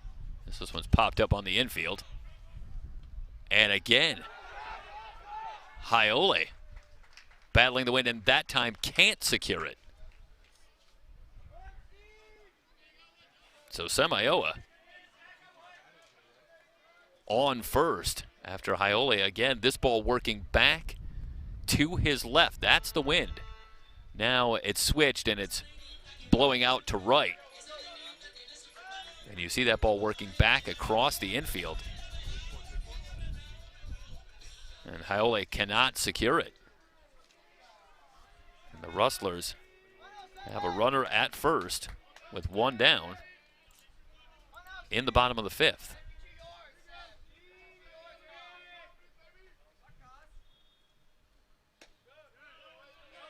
In for a strike. 0-1 on Casas.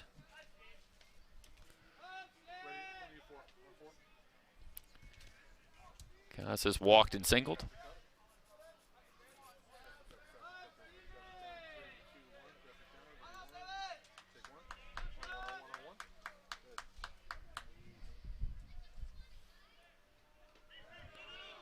In the dirt. 1-1.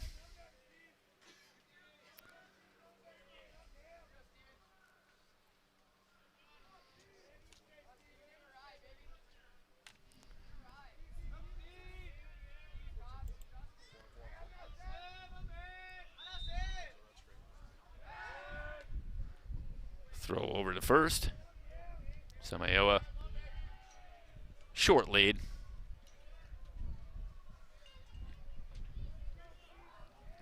Casas is 0 for 1, reached on an error his last time up, walked his first time.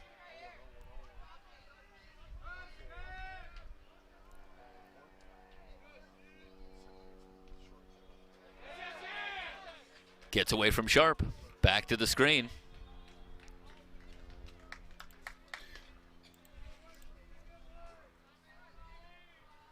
The wild pitch allows Semioa to take second. Now a Rustler base hit can tie it up once again.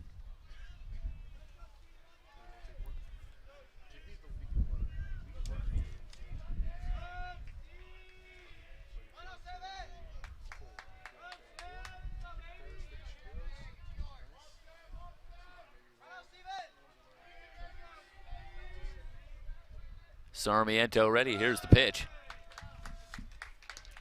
Ball 3. 3 balls and a strike on Casas, with Gunnar McGran waiting on deck. McGran with an RBI double his last time up.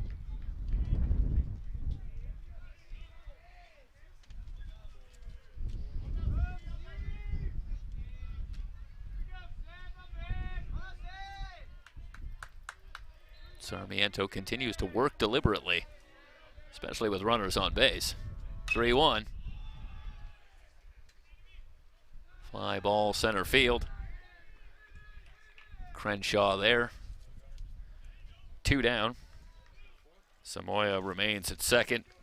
That'll bring up McGran.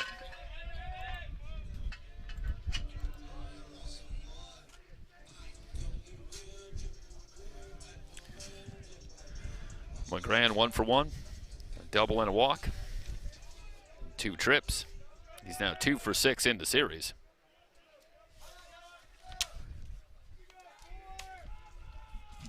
Back in the lineup.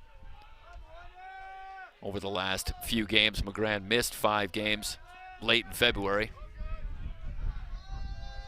but back in time for the conference season. Fastball high for a ball, 1 ball and no strikes. Looking to pick up Semioa and pull the Rustlers even again. We're in the bottom of the 5th.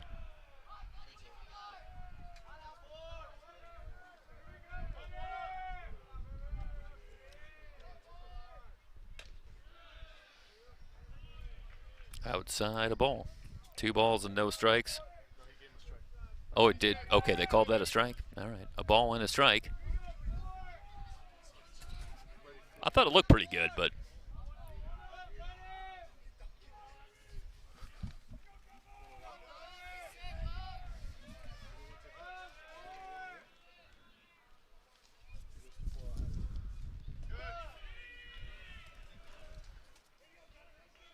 2 balls and the strike on McGran.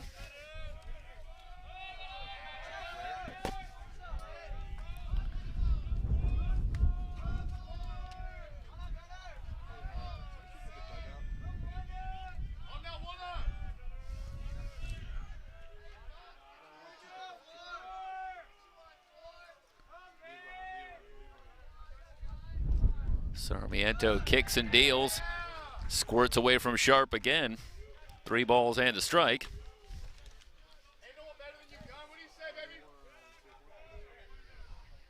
Couple of wild pitches in the inning. If you're looking for good news, if you're a Hornet fan, Sarmiento does have first base open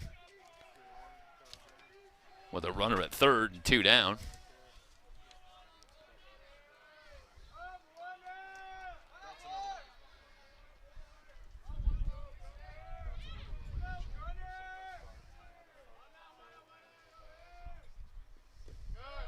Low again.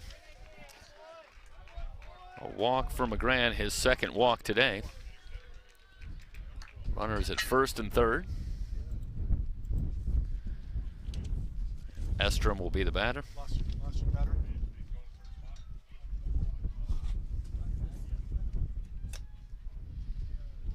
And this is going to be it for John Sarmiento.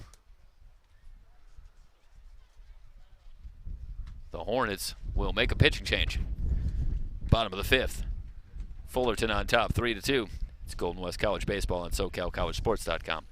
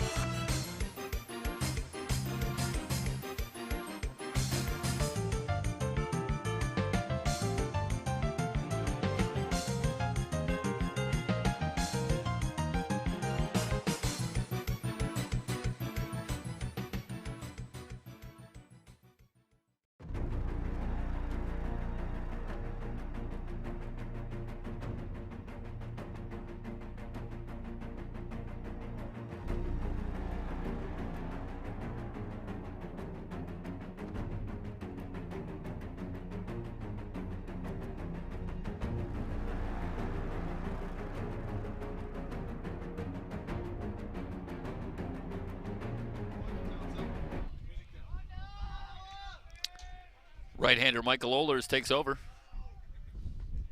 First pitch, breaking ball low for a ball. 1 ball and no strikes. Ohlers making his 3rd appearance on the season. 2 innings of work. 1 hit allowed, no runs. Called on here with 2 on and 2 out to try and protect a 1-run lead. Get the Hornets out of the 5th.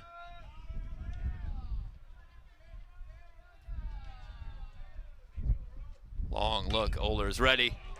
Back through the box, it's a base hit. Tie ball game.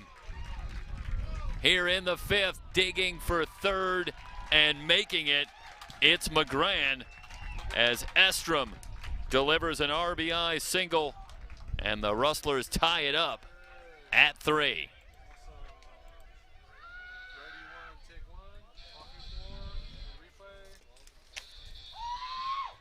Watch Estrom. Another good piece of hitting as he takes it back through the middle.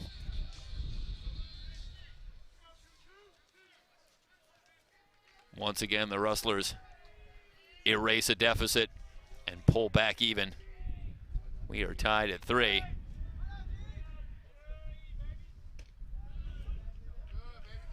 Just inside. 1 ball, no strikes. The batter, DJ McEvers.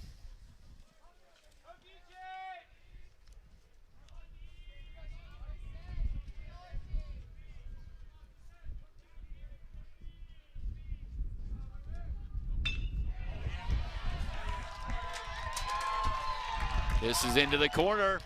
Golden West gonna grab the lead. McEvers comes up big again.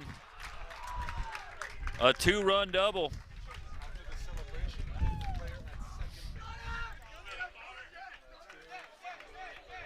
The Rustlers grab their first lead of the day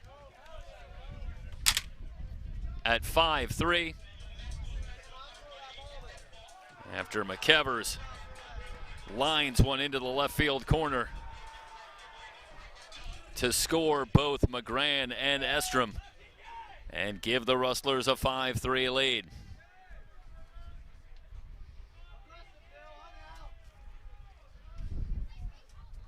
Now with McEvers at second, Dylan Kordick will try to keep it going.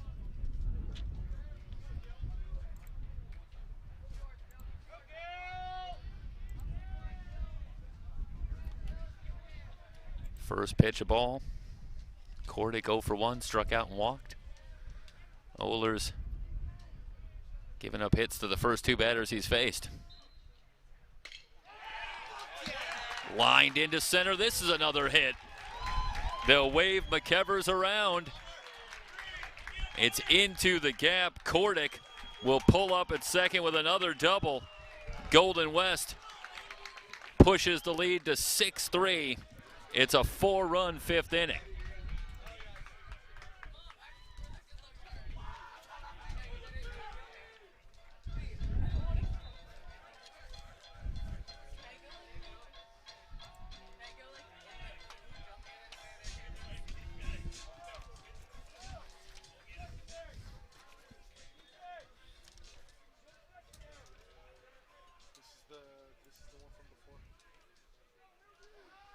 Take you back to some of the Rustler at-bats here earlier in the inning.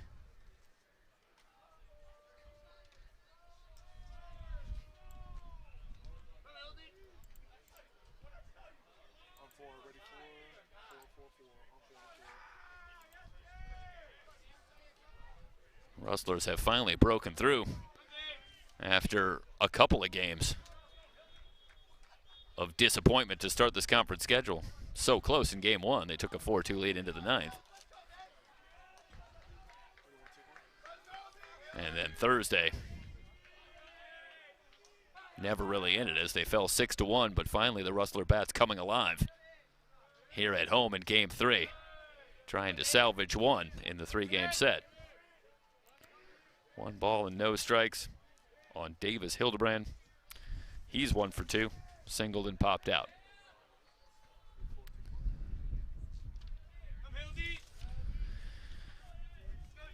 So Drew Ramos pushing all the right buttons. as he makes a couple of changes in the lineup. Kordick with an RBI double and a walk. Hildebrand had a hit earlier. And the Rustlers as a team have broken out of the mini slump. They've got 6 on the board. And a 6-3 lead as they bat in the 5th. 1-1 in on the hands. Hildebrand fouls it off. A ball and 2 strikes.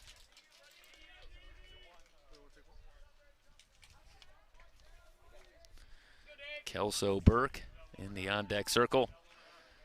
Hildebrand, the 8th man to bat in the inning.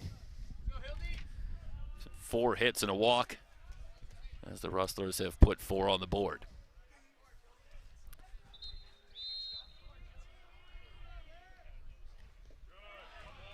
Way outside from Ohlers. 2 balls and 2 strikes. Well, I haven't seen a lot of Michael Ohlers this season for Fullerton. Just a couple of innings coming in. But the Rustlers have greeted him rudely. 3 straight hits to take command. 2-2.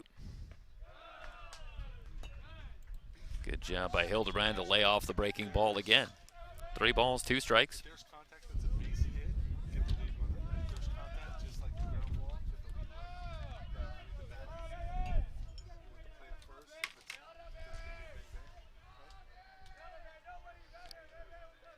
Here's the payoff pitch to Hildebrand. Low for a ball.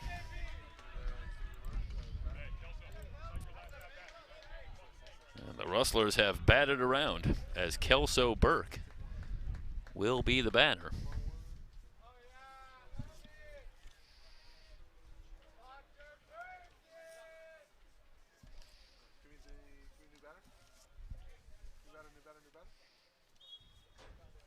Two in the 5th, 4 in the 6th.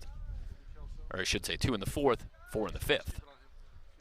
For the Rustlers, another conference on the mound as they'll try to buy Michael Ohlers some time.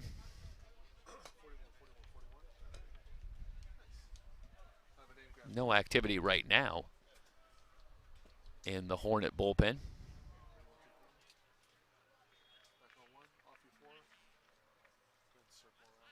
As they make the pitching change. That'll do it for Ohlers, and it'll be Joe Linehan who will come on to make his 10th appearance on the season. In 16 innings of work, no record, an ERA of 3.38, 10 hits, 7 walks, 17 strikeouts. And he will come on to try and get the Hornets out of the inning.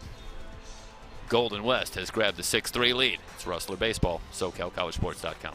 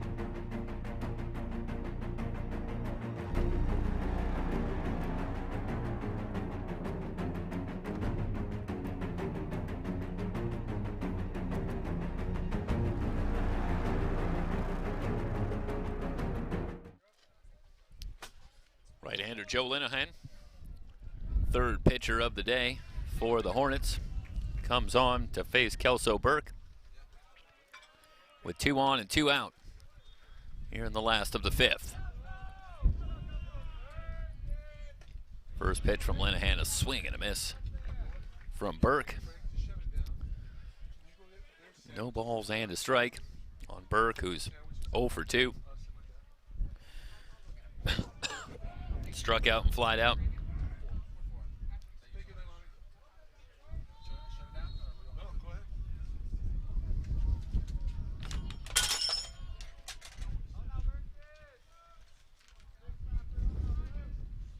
Linehan ready, fastball low.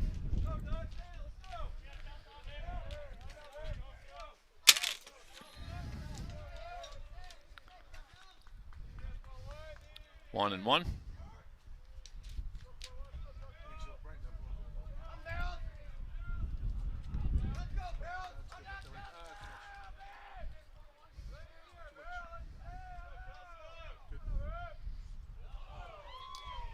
Back to the screen.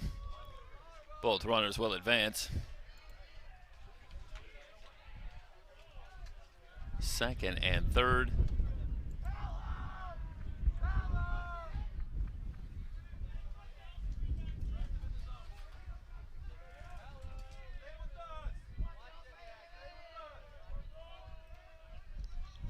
Two balls and a strike on Burke.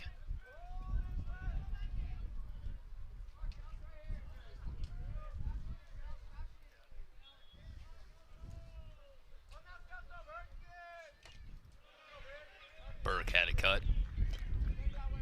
Count evened up 2 and 2. Sebring would be next if Burke can keep it going.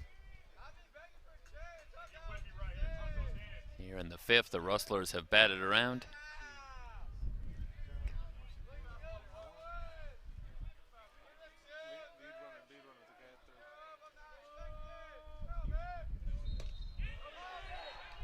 Just high. 3 balls, 2 strikes on Burke.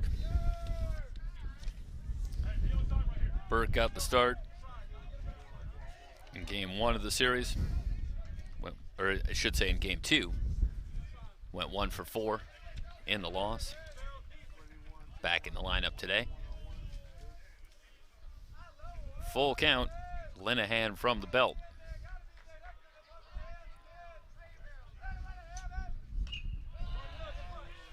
Out of play.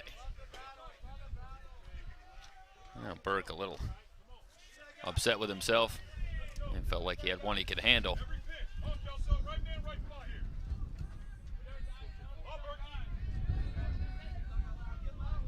That looked like a fastball from Linehan, and if this at bat is any indication, I think Kelso Burke's going to see another one right here. See what Linehan and the Hornets have in mind. 3-2 pitch. Fly ball, center field, playable. Crenshaw puts it away, but the Rustlers with a big inning, 4 runs to grab a 6-3 lead as we head to the 6th. Golden West College Baseball here on SoCalCollegeSports.com.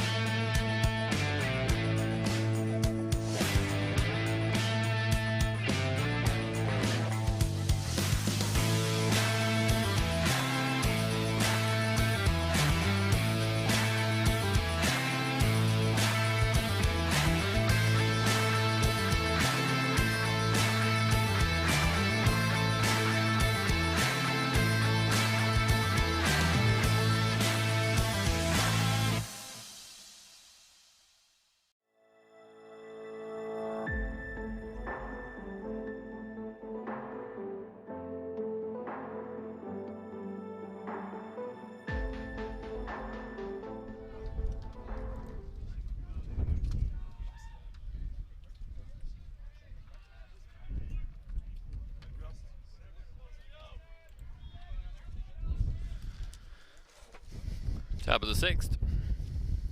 Garrett Crenshaw will lead things off. The Hornets come to the plate, trailing for the first time today. 1 ball and no strikes. Crenshaw, 1 for 2. Doubled and flied out. A ball and a strike.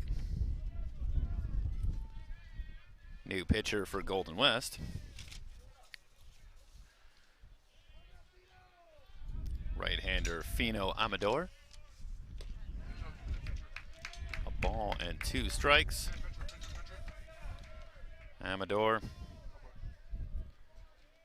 redshirt freshman out of Hamilton High School in Los Angeles. Give you the numbers on Fino in a moment. 1-2 pitch. Crenshaw swing and a miss, down on strikes for out number 1.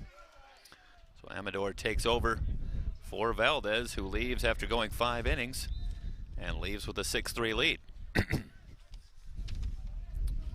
Amador making his 9th appearance on the season, a record of 1-0, an ERA of 3.09.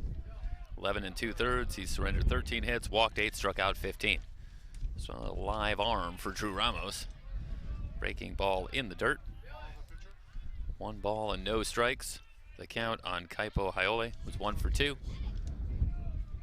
Struck out and singled in 2 trips.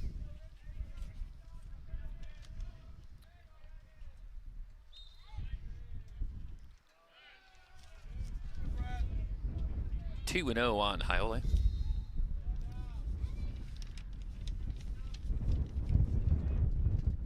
Kaipo now 2 for 9 in the series. Bryce Gamble waiting on deck. Rustlers looking to salvage 1 in the 3-game set here today. 2 balls and a strike.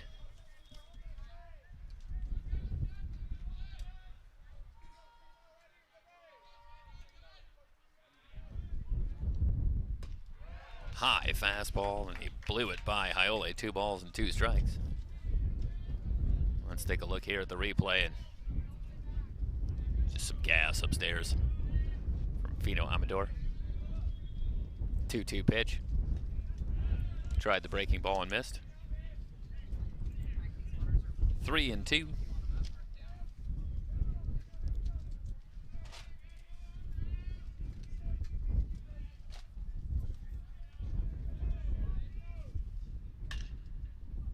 Ground ball to third, Sebring. A long throw, 2 down. And Bryce Gamble coming to the plate.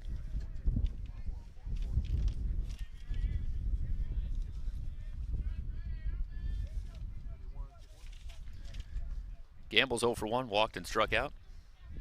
2 for 8 in the series. Returned to the lineup this week after he missed 3 games.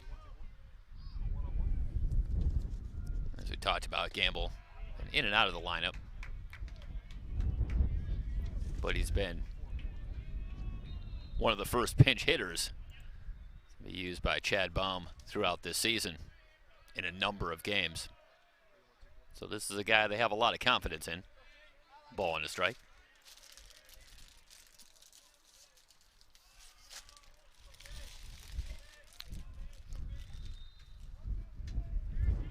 Jared Banash waiting on deck. Ground ball to Casas at short. Scoops and fires. 3 up, 3 down for Amador and the Rustlers here in the 6th. We'll head to the bottom of the 6th inning. Golden West with a 6-3 lead. You're watching Rustler Baseball on SoCalCollegeSports.com.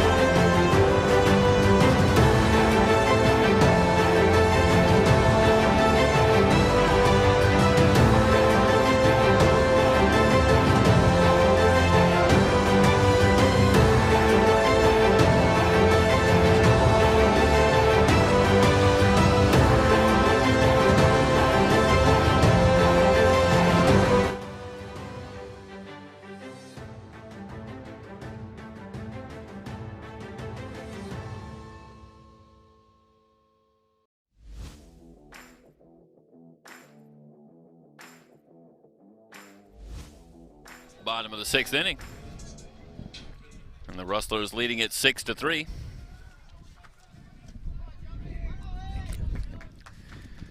Joined by Coach Bert Villarreal for the bottom of the inning. And Bert, great to have you here with us, and thanks for taking some time. I know this is a real special day for you. Yeah, this has been awesome. This was great turnout with alumni, and what a beautiful day.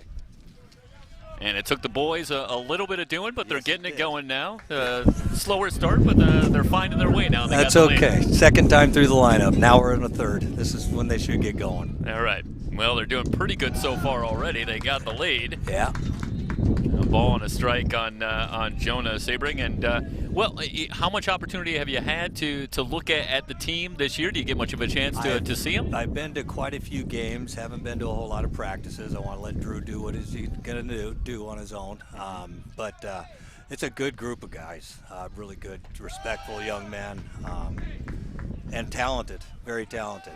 They'll get it going here pretty soon. Yeah, and it really starts with the top of the order, and Jonah Sebring and Zach Semioya. Yeah, these and two are both special. hitting over 400 on the season, and that's a heck of a thing from a coaching standpoint. When you can get guys consistently on base, how much easier does that make it? It just extends the lineup, and this is a good lineup all the way through. 2 balls and a strike.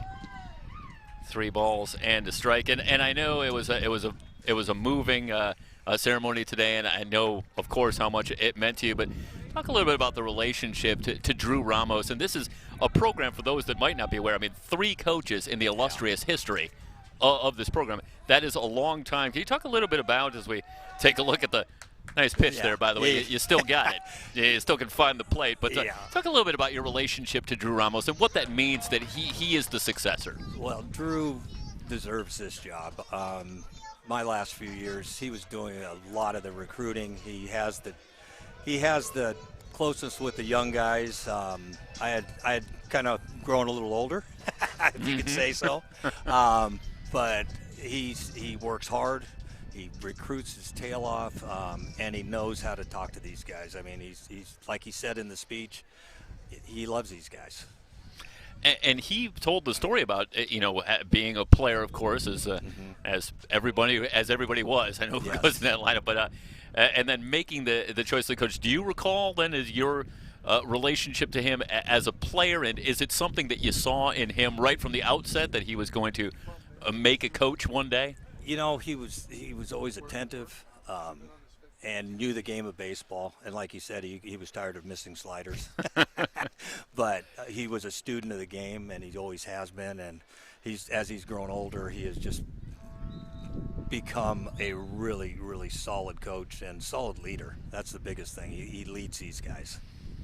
Well, and it's something we talk about. We cover a lot of different sports and different programs here, but it's a familiar theme here at this level, that it's not about just the results on the field and the wins and the losses. This is about a time in these young men's lives and helping them through that time and to make a next step. And it goes so far beyond just what happens on the field. Yeah, it's amazing how we can influence a group of young men every year, and it's a constant turnaround. As was shown by the amount of alumni that showed up here today. I mean, that just blew me away, the amount of alumni that came back to pay their respects and just to see me again. It was amazing. It blew me away. And there was a reference to it earlier. We got some of the text from what they were going to talk about today, but for those that don't know, you can talk a little bit about what are the plans now for you, and what are you going to do with yourself? And I know you and your lovely wife have some plans as well for what you want to do now that you got some time to yourself. Yeah, well, we're having our honeymoon. When we got married, we had 2 kids already from her previous marriage, and we never really got to have a honeymoon. And like I told her, when we both, and my wife retired the same year, that, hey, it's time for us to have a honeymoon. And we've been traveling, and we plan on doing more. And we can't wait till we can get back out to Japan to see our little granddaughters and our son and his wife out there. Yeah, absolutely. Well, that sounds like a good time. Mm-hmm. 2 balls and a strike, and Rustlers with the 6-3 lead as they bat in the 6th.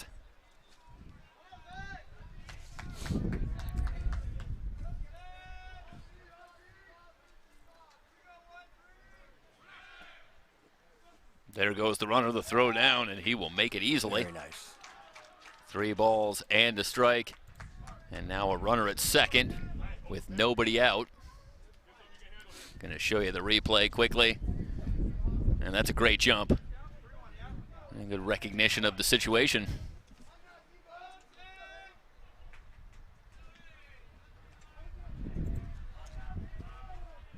Now, have you had much of a chance to really take in the game today, or have the hosting duties been keeping you pretty busy? I've been kind of keeping an eye on guys running around the bases, that type of thing, but it's been really fun catching up on old times with players from, my gosh, all the way from the back of my first team, and even players that I played with here in 1982 were here. It's quite a long time. There's a lot of years have gone by.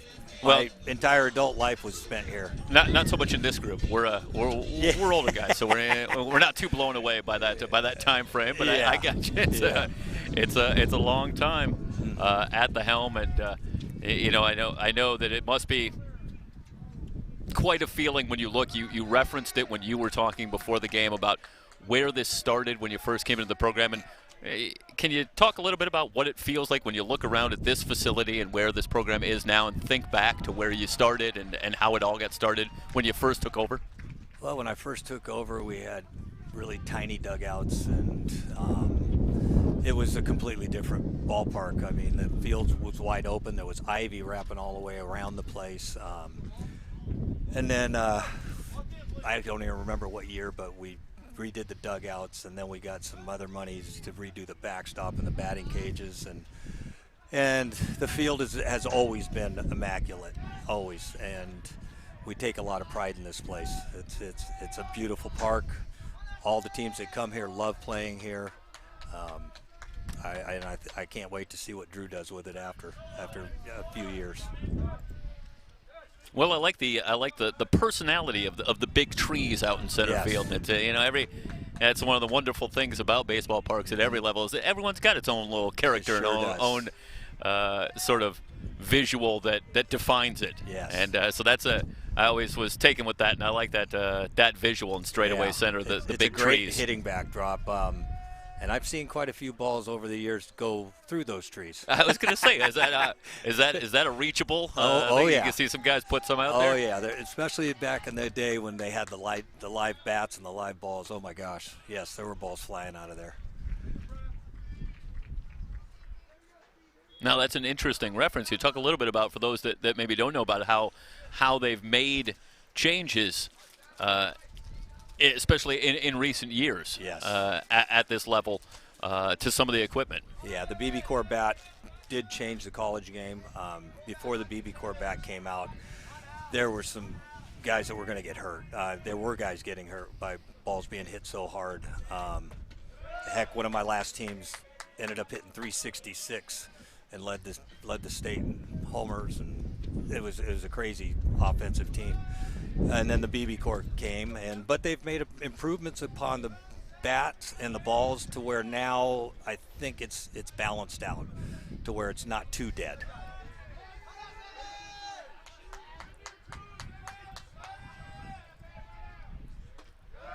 High and tight, and a full count, 3-2, and Rustlers with 2 in the 4th and 4 in the 5th, and now threatening with nobody out in the 6th. And this is the lineup that came in second overall in the 3C2A with a team batting average up over 330. It's not 360 from the era, but 330. That's up over 330. Yes. This is another potent lineup. Yeah, they can really hit. Tony's done a great job with this club as far as keeping them balanced, and so they have a good approach to every pitcher. Linehan does get the strikeout for out number 1. Right here, Gunner's father played for me on my first team. Very first year? Very first. He was a catcher on my first team back in 1989-90. And we'll have a conference on the mound. And, you got to look at both generations. And do you see something of the in the family line. Oh, there yeah. when you watch Gunner. Yeah, he's disciplined just like his dad was, and he's a great kid. He works hard, coming off a bad hammy, and he's gonna go places. He should have a good year next year also, wherever he ends up. We'll take a look at Jonas Sebring as he'll come back as they conference.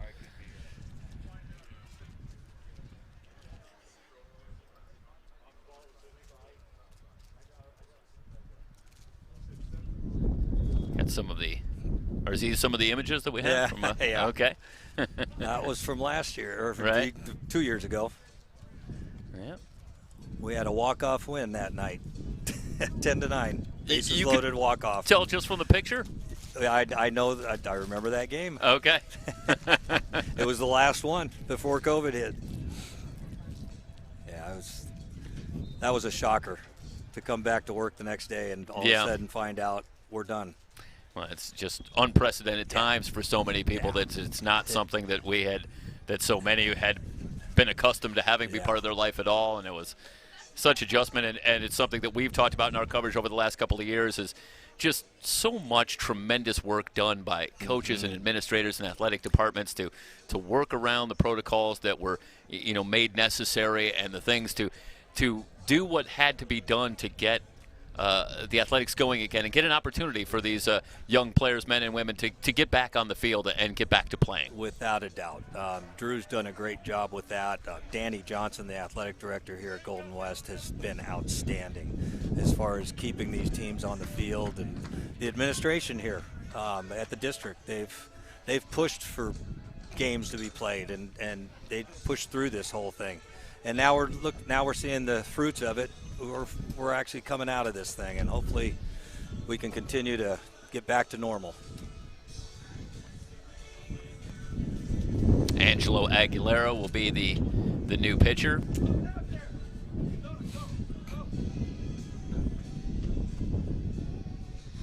And we're joined by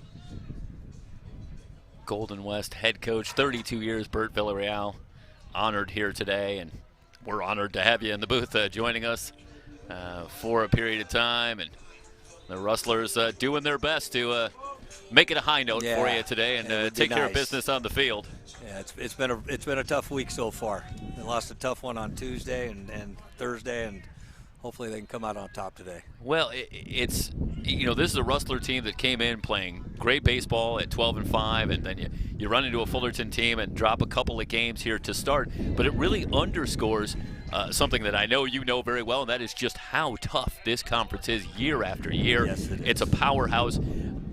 A staggering 7 teams in the top 25 rankings this season from the rankings released just in the last week. And how does that impact your job and Drew Ramos' job as coaches in this conference, knowing that week after week there's not going to be any easy games here? It's just going to be one tough team after another. There is no time off. No time whatsoever that you have off. Oh, nice. This one's going to drop in for a base hit, and the Rustlers are going to come up with another run. 7-3. We'll take it. I hit them where they ain't, I believe. Yeah, is the line drive in the books, like they say. Right. And the Rustlers now taking command as they push the lead to 7-3, and they've got a couple of runners on as Angelo Aguilera greeted with a double and a 7-3 lead. But it's true year after year, and it's seldom, if ever, going to be more true in any other year than this year that this is going to be a real gauntlet for all of these teams. It's going to be. I used to tell our teams, hey, let's get to 11 wins. 11 wins will get us in the playoffs. I mean, most of the times when teams win the state playoffs, they come from this conference or the Big 8 conference up top, up in the north, and it's usually somebody that finished second, third, or fourth, not the conference champion. And what does that mean, for player development when you have players in here and they have to run that gauntlet and deal with the top? If it's a pitcher, it's top-notch hitters on the other side. If it's a batter, then it's live arms that you're going to see one after another. Yeah, it's you can't take a day off. You really have to just prepare And if you have a rough day, you get back on the horse the next day and just get back at it, because it's a 21-game race, basically, once you get into conference. 2 balls and a strike. The Rustlers with an opportunity to really take command. They already lead at 7-3, but a couple of runners in scoring position with 1 down.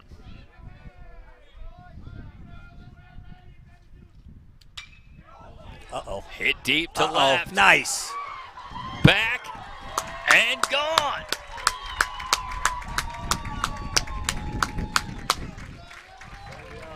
Noah Estrom. It's a 3-run shot, and the Rustler Bats are officially awake. Estrom clears them off, and a 10-3 lead in the bottom of the 6th. And we'll get the celebration right in front of us. I love it. And that was a no-doubter off the bat of Noah Estrom.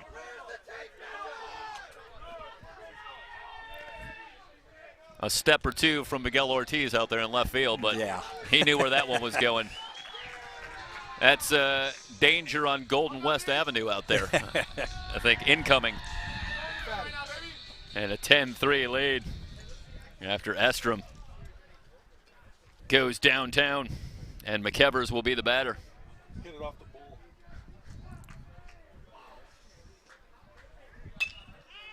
First pitch swinging. Fly ball right field. And McEvers retired for out number 2.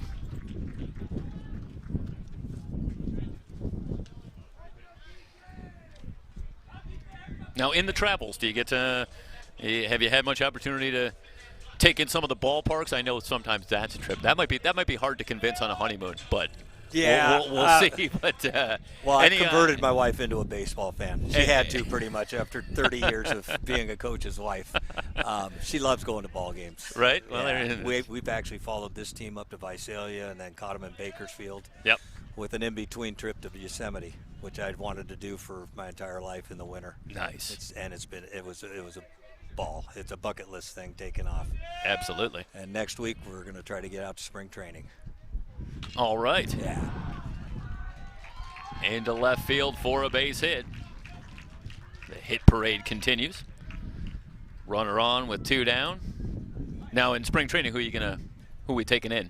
Well, I'm an Angel fan. I've all right. been all my entire life, but I'd also like to get Diamondbacks in. One of our former players, Chris Davinsky, is signed a minor league deal with them, and he's coming off an arm injury, but he's healthy. And I want to get out there and try to see Chris while he's out there in spring training. Now, I have not made it out. I grew up in Chicago. I was a Cubs fan, and I mean, we're just in Arizona. It's not that far away. Yeah. I have limited excuse right now for not making it out to Mesa. My wife and I have snuck out there twice during the season. If we had a Saturday off, we would drive out Friday night, catch a game on Saturday, and drive back Sunday morning. It was a long weekend, but it was fun. It was a lot of fun.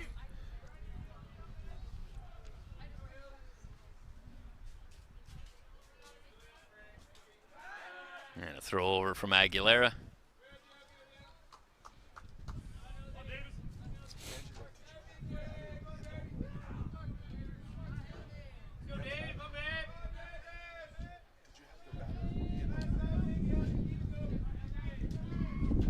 Here's the 1-0. Outside, or I should say on the outside corner. 1 ball and 1 strike.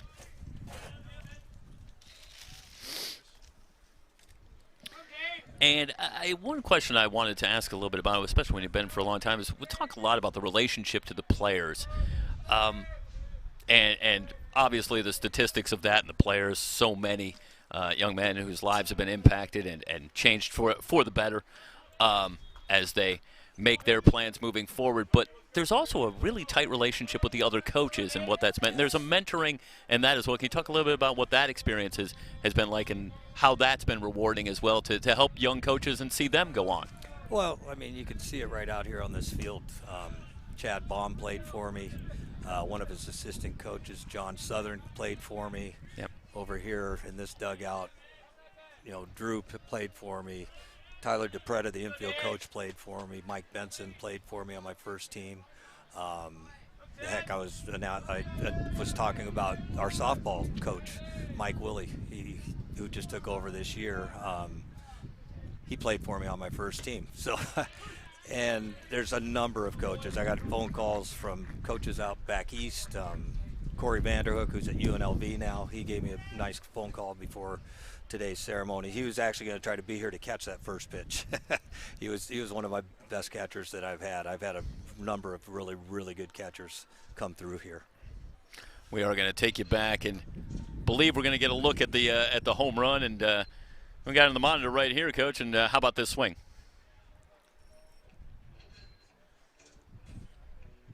That is beautiful. Balanced, head out in front. No doubter. And 3 on the board, 4 in the inning. And as we head to the 7th inning, the Rustlers with a 10-3 lead over Fullerton. It's Rustler Baseball here on SoCalCollegeSports.com.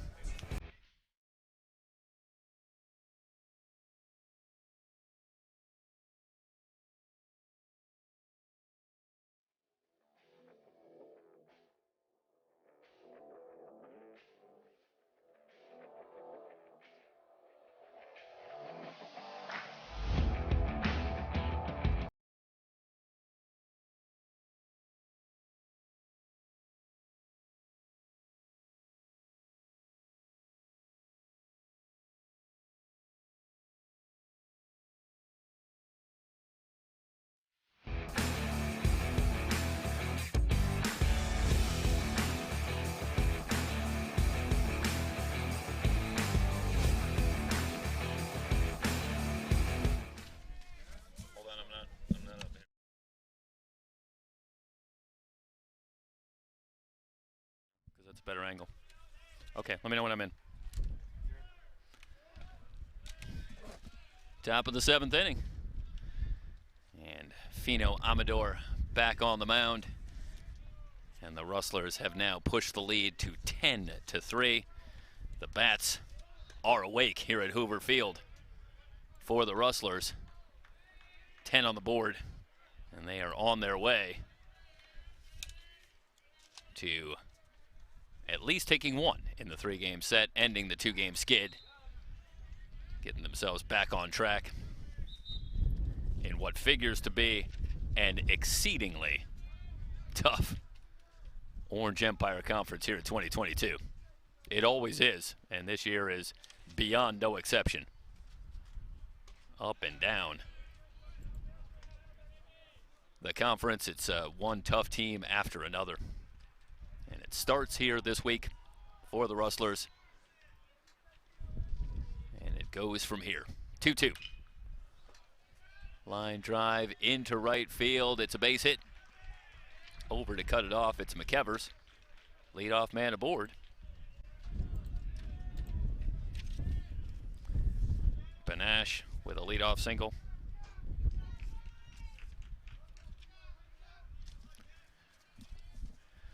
Great thrill to have Bert Villarreal join us in the bottom of the 6th inning.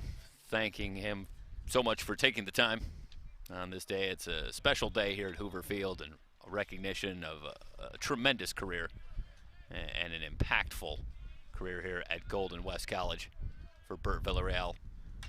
Staggering statistic, another base hit. This off the bat of Marquez, who's having a big day at the plate. 3 hits for Marquez in the game. 2 on, nobody out. Amador in some trouble to start the 7th. Bert Villarreal taking a little time to join us on the broadcast.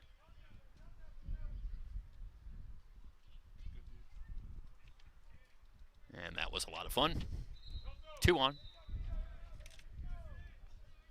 RJ Vanderhook will be the batter. He's 1 for 2. Also had a sacrifice.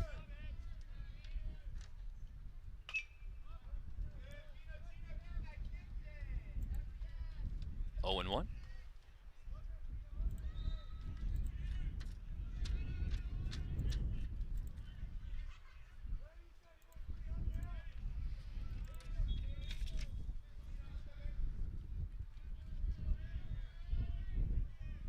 Amador with one of those tough assignments that we seem to always make reference to. How to protect the sizable lead. Certainly don't want to nibble. Try to be too careful. Would rather give your defense an opportunity to make plays behind you, but against a tough lineup, you can't afford to simply groove it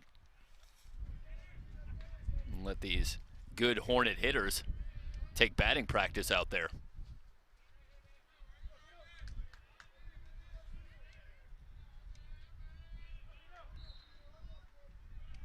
So Fino and the Rustlers will try to close the door here in the 7th.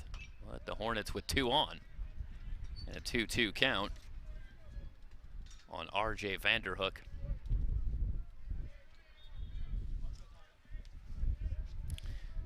Jacob Sharp in the on-deck circle for the Hornets. He has had a monster series, if not a monster season.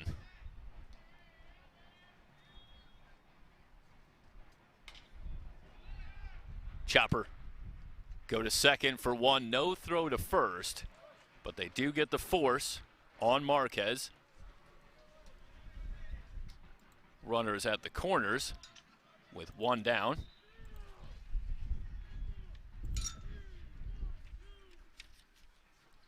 Jacob Sharp will come to the plate, 2 for 3 today.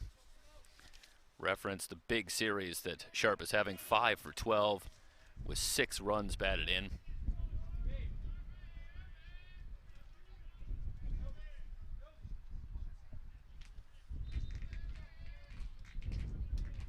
And an opportunity to do some more damage here with 2 on. Good fastball from Amador. No balls and a strike.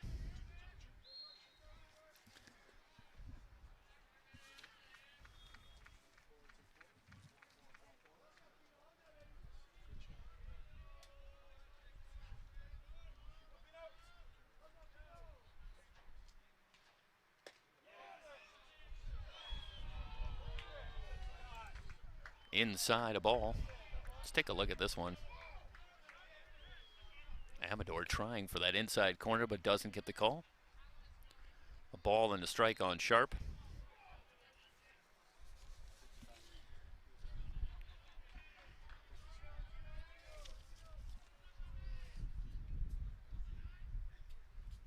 One pitch, back to the fastball, missing. 2 balls and a strike on Jacob Sharp.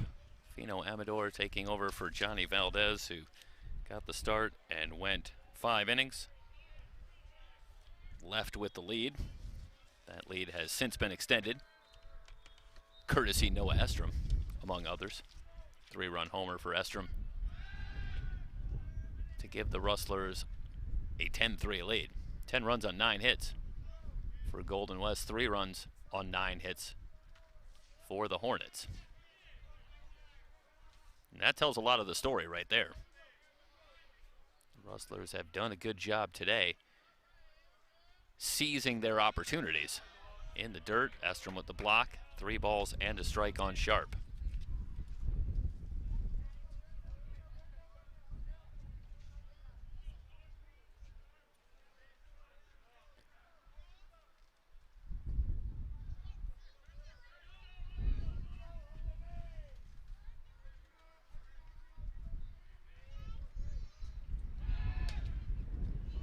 Ball 4.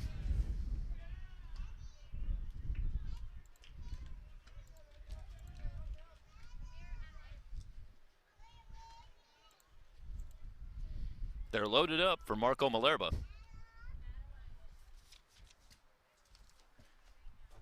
And that'll bring a visit to Fino Amador. And we'll see if they let Amador continue.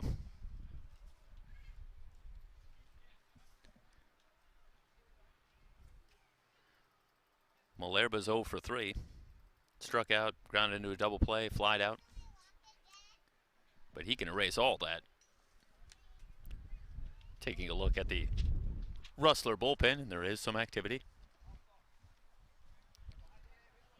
I'm going to see if Mike's got better eyes than I do. See who that is. I got one number. I know 36 is one, so that's Braden Genera.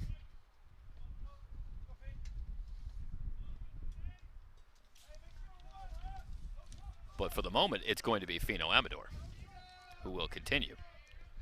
With the bases loaded, and Malerba at the plate. Malerba 3 for 10 in the series, with a couple of runs batted in. He came into action today swinging a hot stick, 8 for 15 over his last 5 games. The Rustler pitchers have cooled him off today to the tune of 0 for 3. But he's got a big opportunity here to start to get the Hornets back in the game. Fouls this one off. In a hole now, 0-2.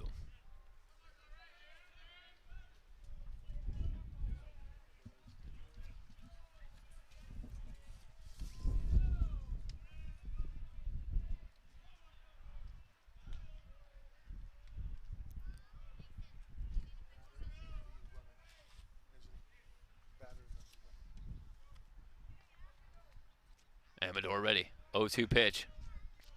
Just got a piece.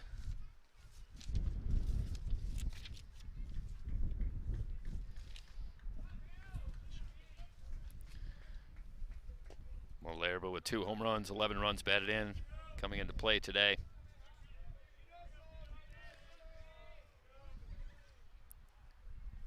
"14 walks on the season. That's second, or I should say third, on the team. But he has a good eye and takes that outside for a ball, 1-2. Amador ahead in the count. But Malerba's been a disciplined hitter.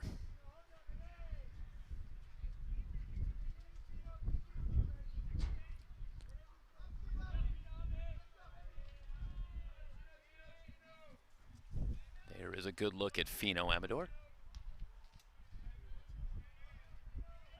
From the stretch, here's the 1-2 pitch to Malerba.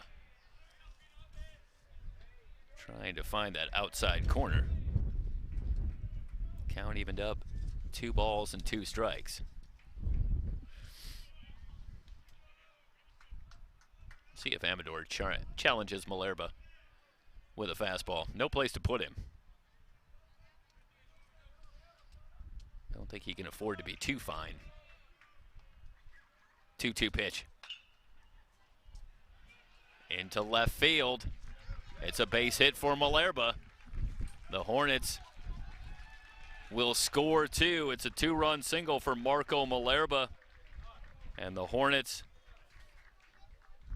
get a couple back, and they lead it 10-5. Or I should say they trail it 10-5.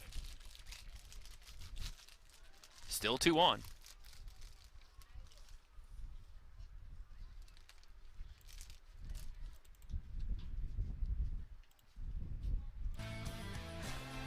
And now we'll have a pitching change for the Rustlers. We're in the top of the 7th. Golden West leading at 10-5 on SoCalCollegeSports.com.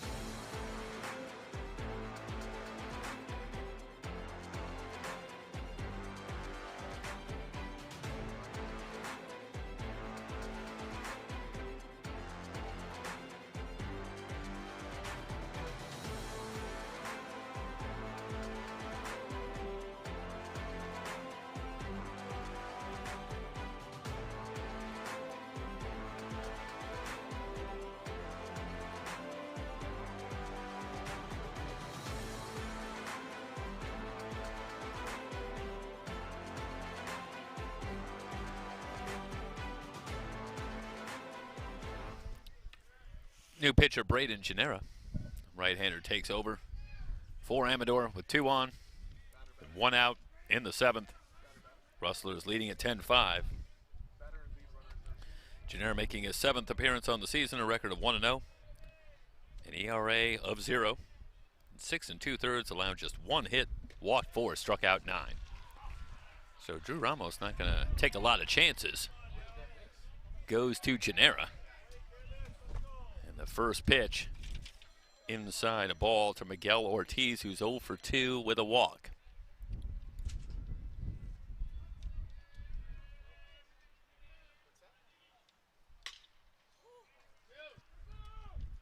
Lifted to center with room. It's McKevers. Runner will tag and score. Sacrifice fly for Ortiz as Sharp comes home to score. And the Rustlers surrender another one. Fullerton back to within 4 at 10-6. But the Rustlers, you have to imagine, happy to trade that out for that run. Still a 4-run lead. Now 2 down as Crenshaw will be the batter. There goes the runner. Throw down, skips into center, but Malerba content to stay at second. Runner at second with 2 down, a 1-0 count on Crenshaw, who's 1 for 3. Doubled back in the second, flied out, struck out. We talked about the trees and straightaway center with former head coach Bert Villarreal. And this is a guy who can reach those trees. No question about it. So Braden Genera needs to proceed with caution against Garrett Crenshaw, who already has 6 home runs on the season, to go along with 20 runs batted in.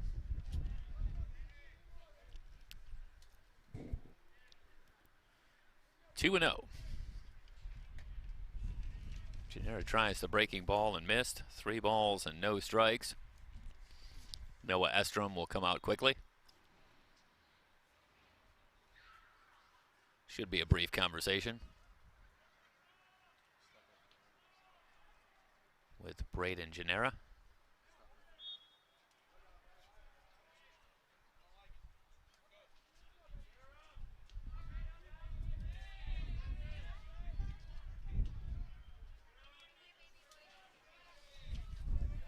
Kaipo Haole in the on-deck circle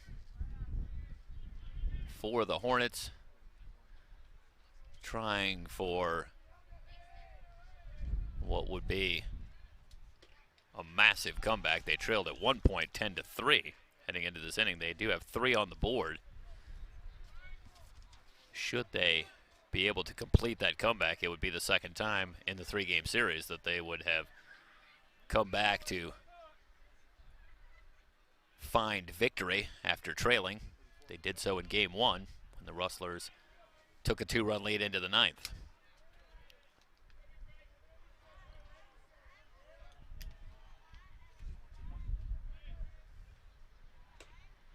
Iole takes it high and outside for a ball.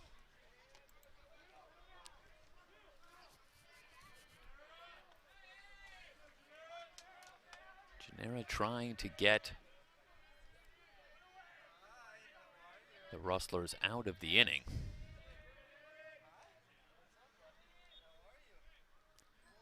Already 3 on the board. Fastball called, strike 1.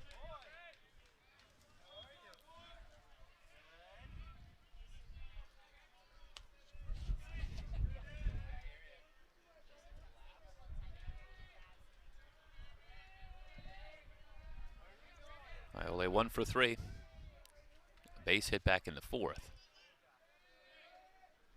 1-1 pitch. Lays off the high fastball. Snap throw down. Runner back. 2 balls and a strike.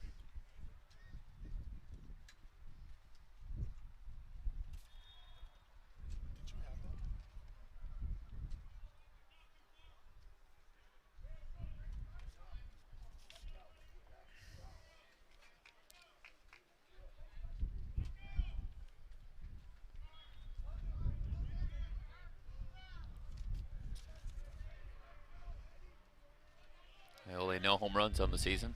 15 runs batted in.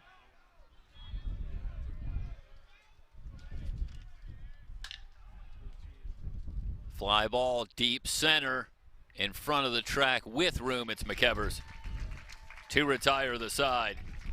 Iole gives it a ride, but to the deepest part of the park. That'll end the inning. But the Hornets put 3 on the board on 3 hits.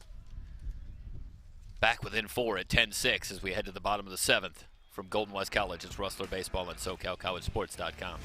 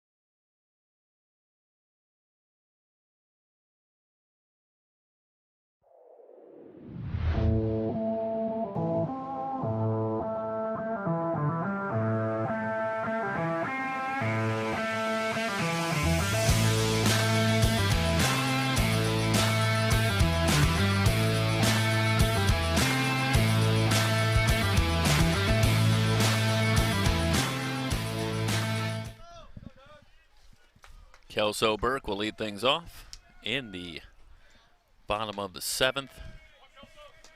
First pitch high for a ball. To Burke, 0 for 3.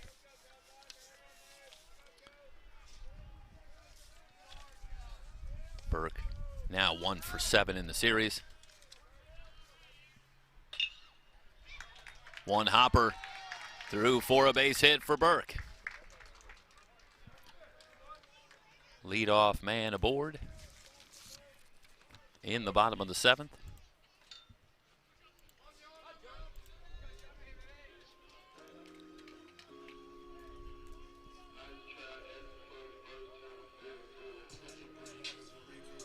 That'll bring up Jonas Sebring.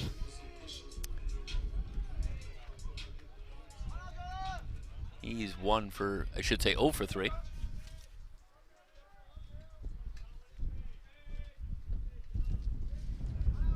Walked his last time up. Aguilera.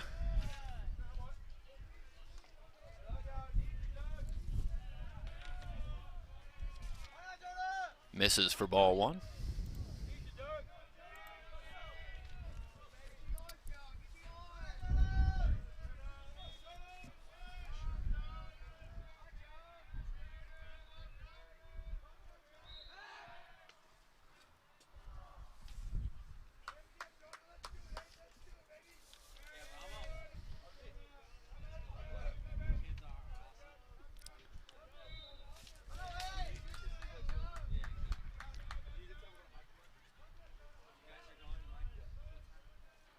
Aguilera with the 1-0.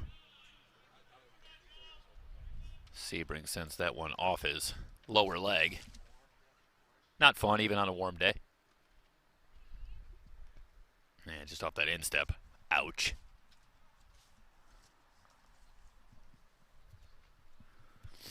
One and one.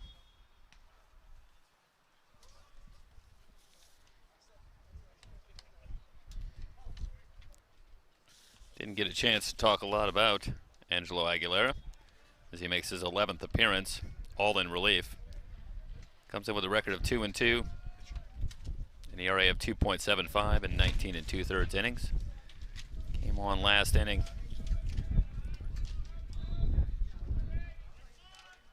to replace Joe Linehan.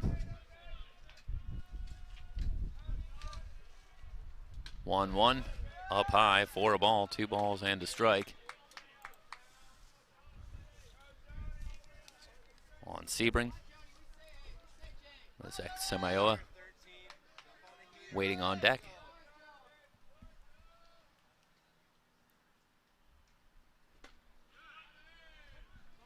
Called strike 2 on the inside corner. It's good location. Well, tailing action on that pitch, catches the inside corner. 2-2 on Sebring. Up over his head.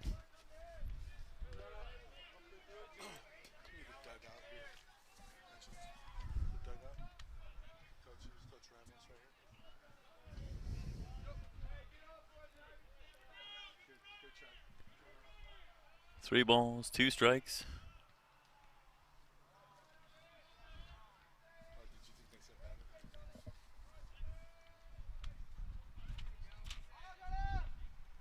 Payoff pitch.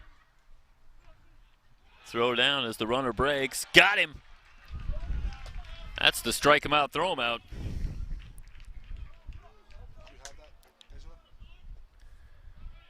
Burke cut down trying to steal second as Sebring goes down on strikes. Just like that, 2 down, bases empty. Well, if you're going to put the bat in someone's hands, Jonah Sebring, not a terrible choice, came in batting .405. But he's had a tough go of it today. Now 0 for 4, and that'll bring up Samayoa with the bases empty and 2 down. First pitch in for a strike for Angelo.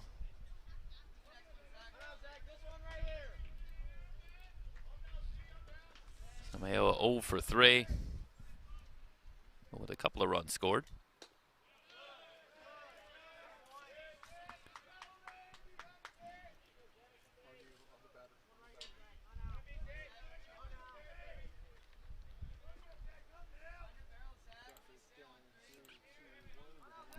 One and one.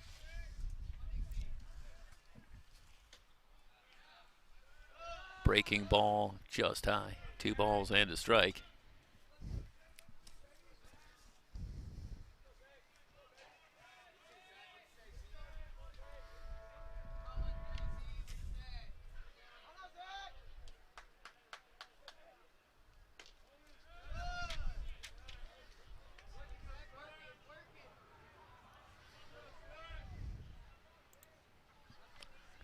Samayoa way out in front, 3 balls and a strike.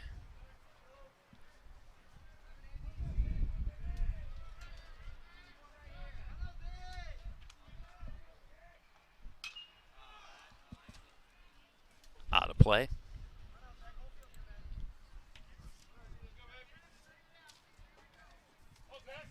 Bones a shot. Huh? Oh, right. Shout out to Tony Barbone. Bones, listening in. Get over here, Bones. We need you. Need you on the broadcast. 3-2. Lined into left field, a base hit.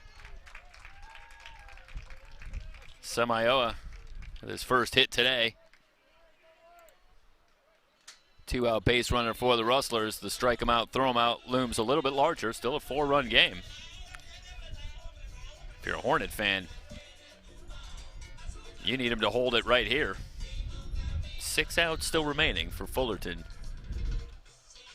It is possible, but you really can't let the Rustlers go too much further away.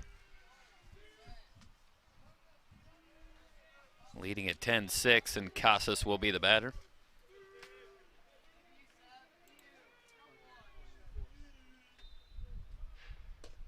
Casas 0 for 3 with a run scored.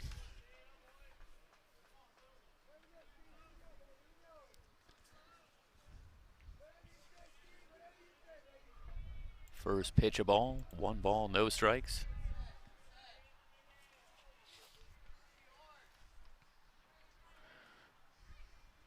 Long look from Aguilera. Here's the pitch. On the outside corner.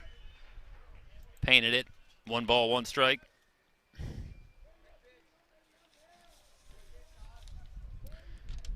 Casas 1 for 11 in the series. Saw his 6-game hit streak snapped with a hitless game on Thursday. Still looking for his first hit today.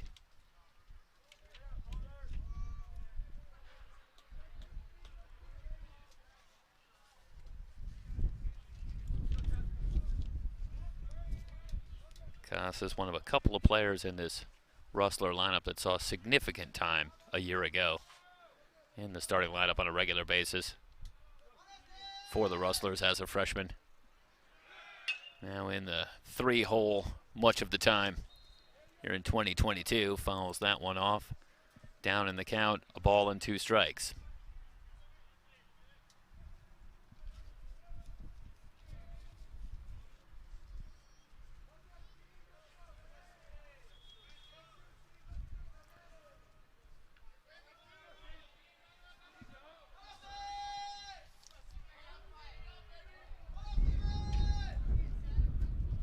Aguilera ready. Here's the 1-2 pitch. Outside. Samayoa will take second with no throw. 2-2 on Casas. Now with a runner in scoring position.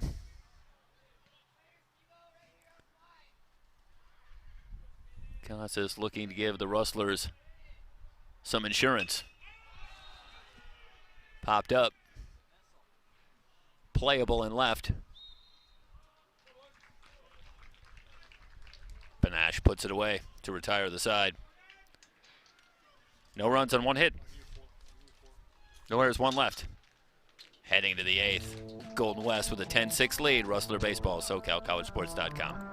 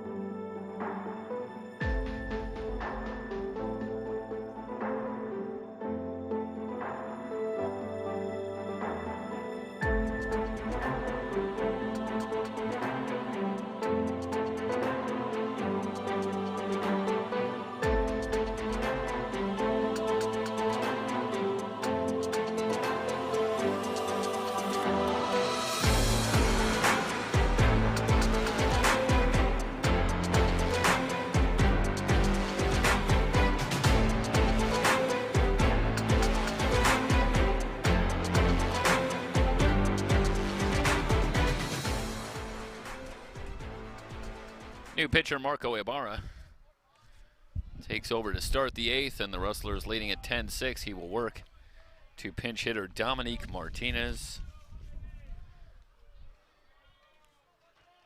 First pitch, a ball. Ibarra ready. One hopper to second. Hildebrandt will go the short way. Martinez retired to start the 8th. And will bring up Jared Benesh. Benesh 1 for 3. Mentioned earlier the big series that Benesh has had. He's now 4 for 10 with 4 runs scored in the series. And how key that is, getting to the quality hitters at the top of the order and having scoring opportunities, thanks to a guy like Benesh getting on base at the bottom of the order. Saw that an awful lot last year from Golden West, who got excellent production from the bottom of the order throughout the season.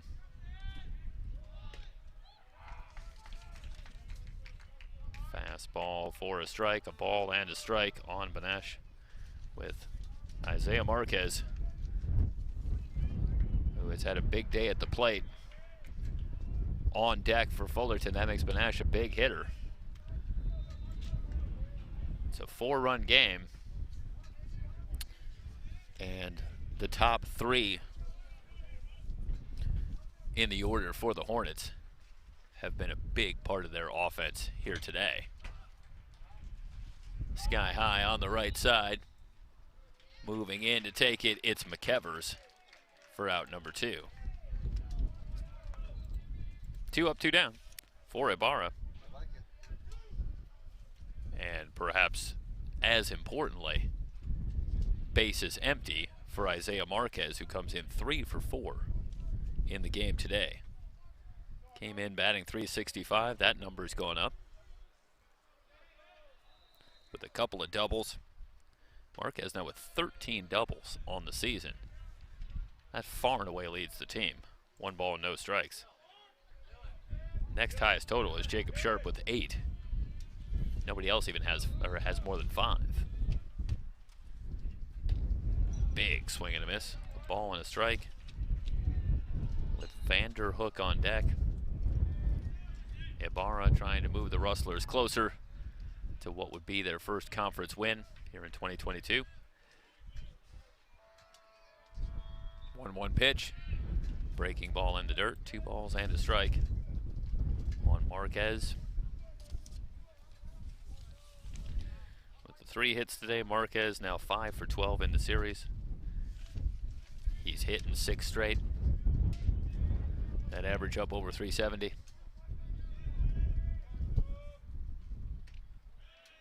High and tight. 3 balls and a strike.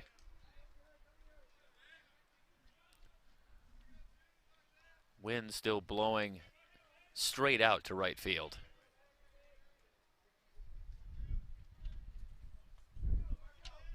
Ibarra working quickly. 3-1 pitch. Fastball chopped foul.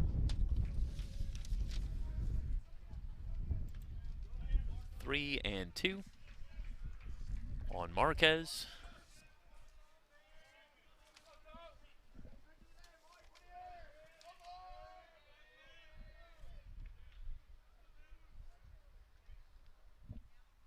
Payoff pitch low.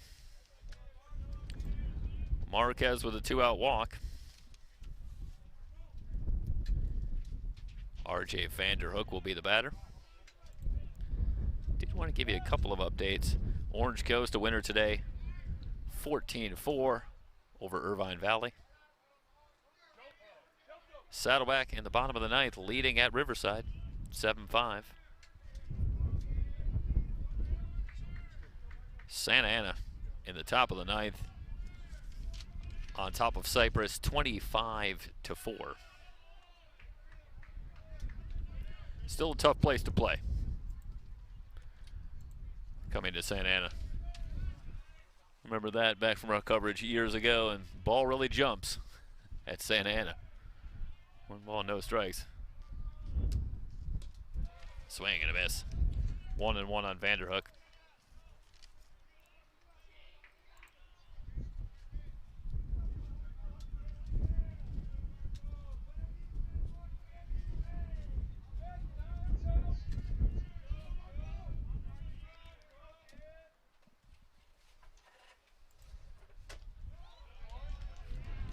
1 and 2 on Vanderhook.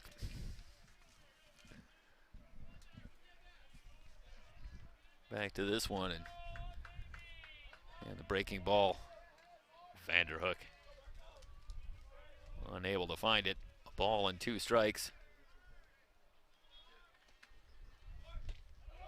Got him. Ibarra out of the inning. As he fans Vanderhook, we'll head to the bottom of the 8th. Golden West with a 10-6 lead. You're watching Rustler Baseball on SoCalCollegeSports.com.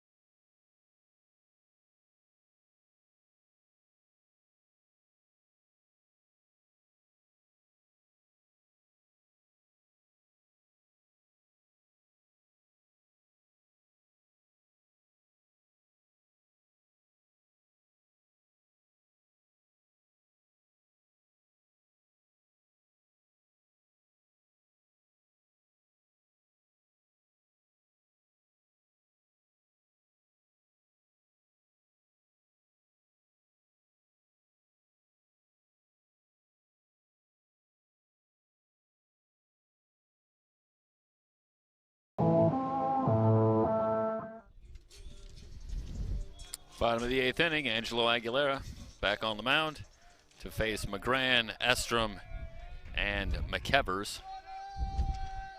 And we'll finish it up with a little trivia. Clayton Kershaw has won 185 games for the Dodgers. Name these 3 pitchers who have won more for the franchise. I'm a little surprised when I read that question that apparently it's only 3.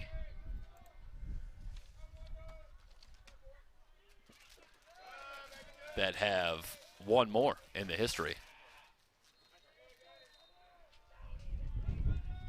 of the Dodger franchise.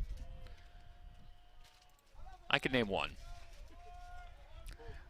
I think actually I could name 2, but the last one I would not have gotten.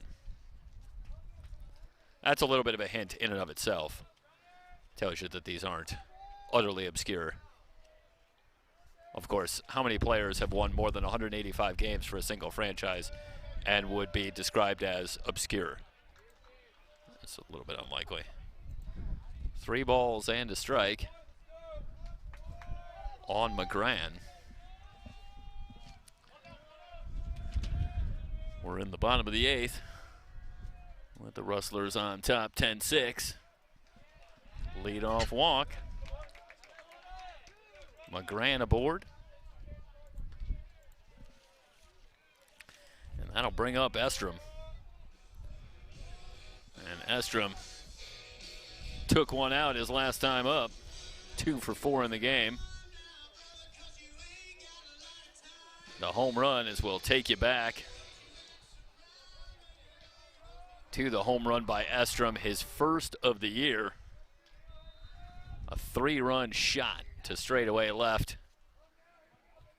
And that broken open at the time, giving the Rustlers a 10-3 lead. It's now 10-6 as they bat in the bottom of the 8th. Aguilera's first offering high for a ball. Estrom now 3 for 9 in the series. 4 RBIs today. He's got 5 overall in the series, up to 9 RBIs on the season. throw over and the runner back.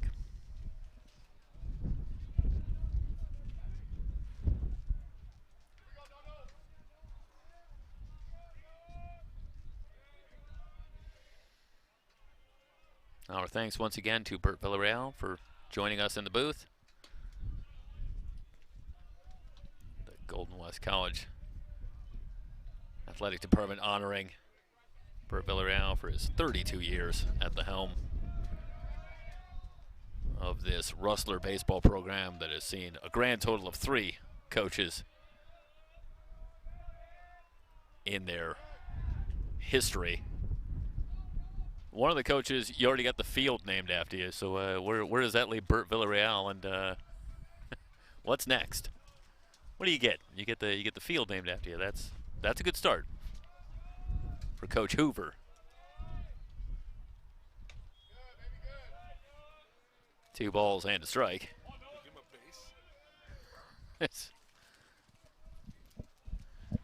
I think at the very least he gets a flag on the foul pole. Well, win flag on the foul pole.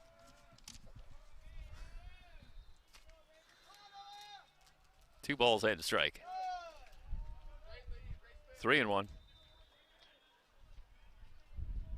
You're pretty good with alliteration, Mike. It's something with the Villarreal V. Something to do with baseball with the V name. You get like Pesky's pole at Fenway. It's that's what we need here. We need the V alliteration. Fouled off. 3-2 on Estrom.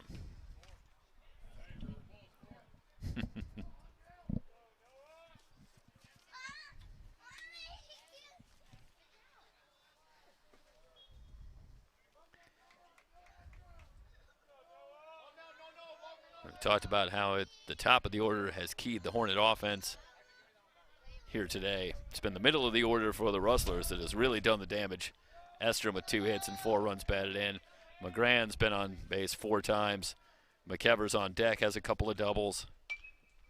Kordick has been on twice, including a double.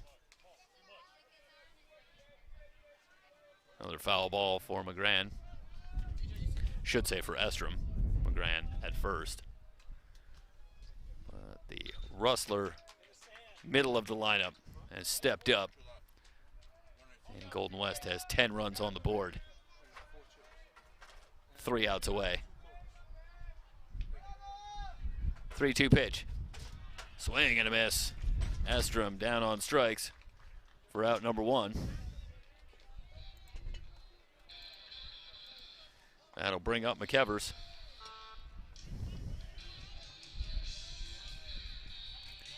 Couple of doubles today.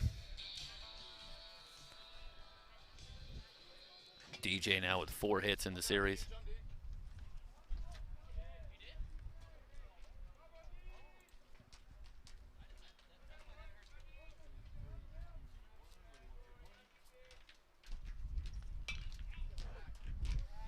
Fouled away. No balls and a strike. Golden West moves on to take on Cypress next week in a 3-game series. Games 1 and 3 at Cypress. Next Thursday, the Rustlers home to the Chargers.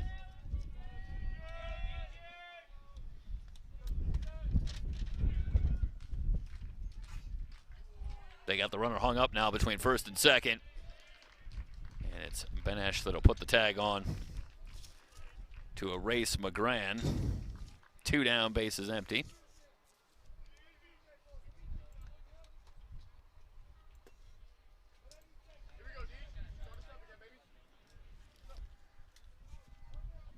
One and one on McEvers.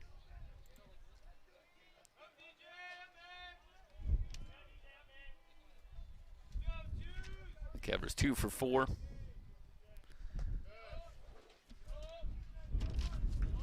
Takes that pitch for ball 2.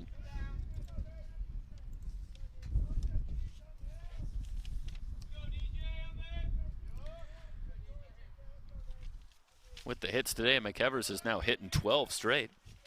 17 for 42 in that span. Hit by the pitch. First hit batsman today for either team. 2 out runner. And Dylan Kordick will be the batter.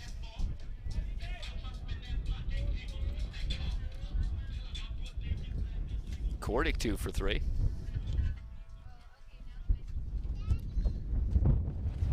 Also with a walk.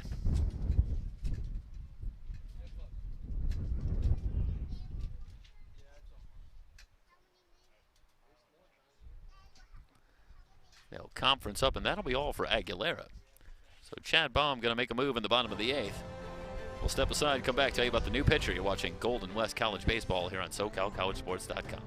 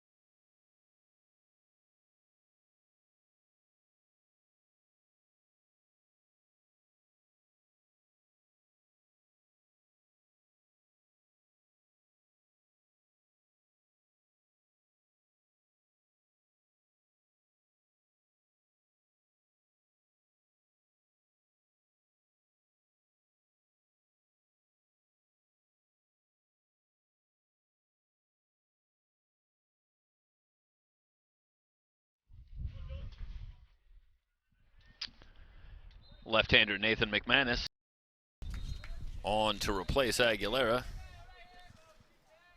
And he will work to the left-handed hitting Dylan Kordick. McManus making his 5th appearance on the season, his 4th in relief, a record of 0-2, an ERA of 4.50 in 10 innings, 12 hits allowed, 2 walks, 2 strikeouts. Kordick stands in from the left side.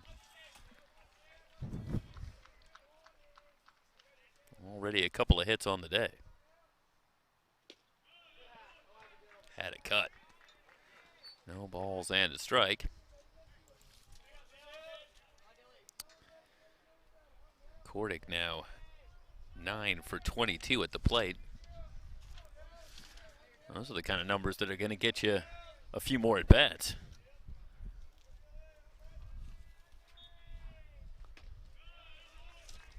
Went after the fastball, no balls and 2 strikes, quickly on Kordick.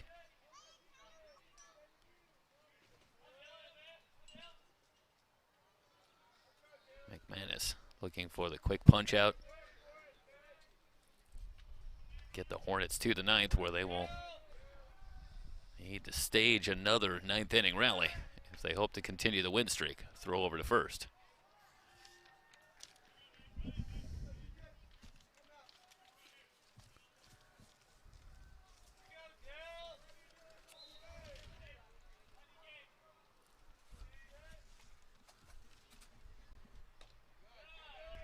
Low for a ball. 1 ball, 2 strikes on Kordick. First start for Kordick in the series. And he's making the most of it. 1-2. Sharp tried to frame it. Didn't get the call. 2-2. Let's have a look at the pitch one more time. And a little low. Good eye from Kordick.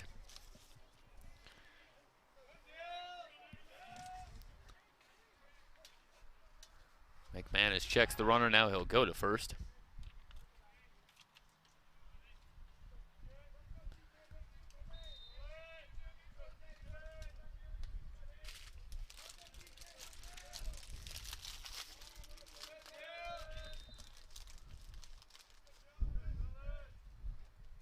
2-2 pitch.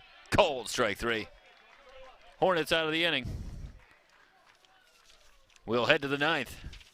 Rustlers with a 10-6 lead trying to close it out. It's Golden West College Baseball on SoCalCollegeSports.com.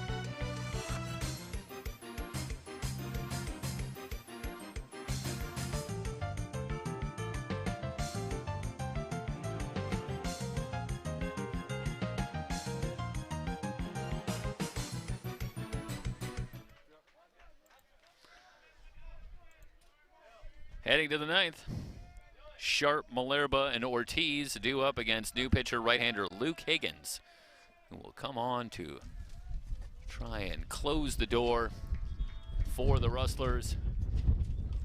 Give you the numbers on Higgins in a moment. First pitch to Sharp, fouled off, no balls and a strike. Higgins making his 10th appearance, record of 0-2, an ERA of 2.35 and 15 1/3 innings of work. Higgins was on the mound in the 9th inning on Tuesday. And the Hornets able to come back with 3 runs in that 9th inning to pull out the 5-4 win. So Drew Ramos takes the opportunity to get Higgins right back on the horse, and he'll be out here for the 9th inning and gets another crack at this Hornet lineup, and he will try to finish it out here to get the Rustlers their first conference win and what would be their 13th win on the season against 7 losses. And speaking of Drew Ramos, we will have a short conversation with Coach Ramos at the conclusion of our game. So stick around and we can hear from Coach Drew Ramos and his thoughts on the day. Our special thanks to Golden West College Athletic Department, Danny Johnson, the Athletic Director, Tim Bremen, Sports Information Director, for their help in helping us bring this game to you.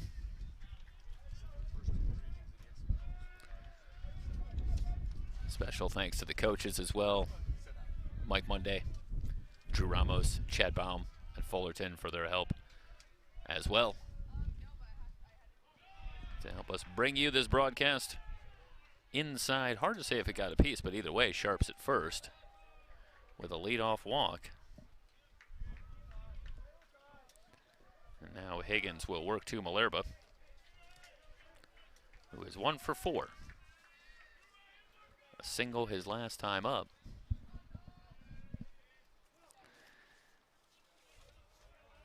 Higgins with 3 saves on the season. The Rustlers as a team with 4. Gennaro has the other save. So this is Higgins' role, even though technically this isn't a save opportunity. Nonetheless, the 9th inning belongs to Luke Higgins.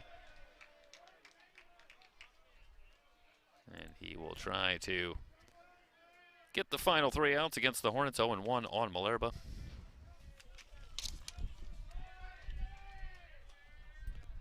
And Higgins will take a look at the runner at first, but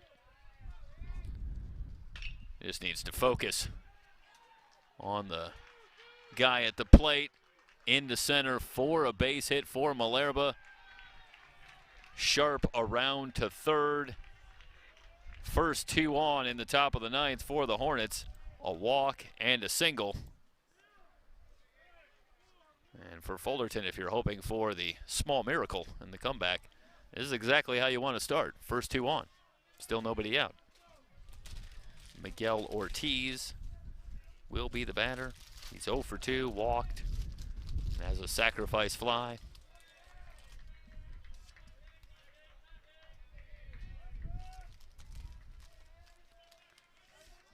Luke Higgins trying to settle in.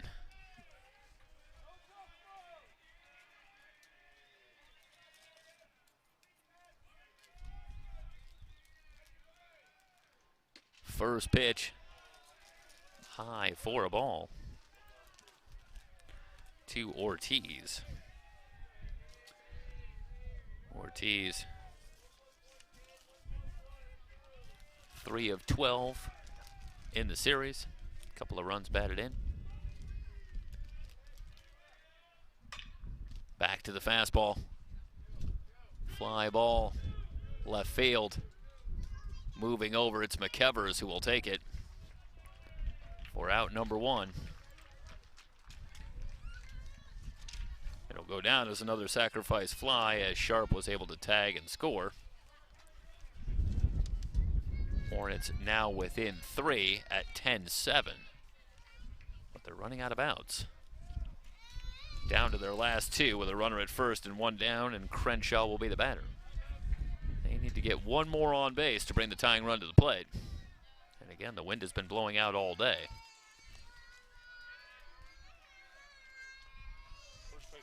So there is some danger here. Crenshaw first pitch swinging on the right side, now to play. No balls and a strike.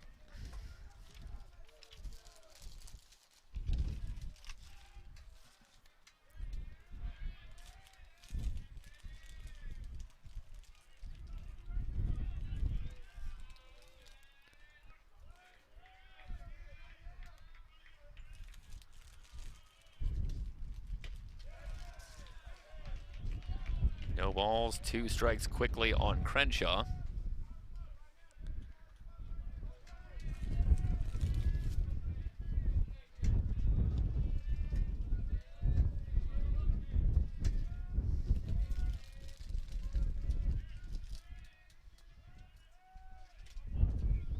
Higgins with a long look.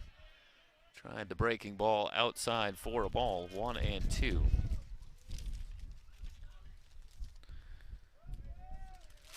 Iole on deck for the Hornets.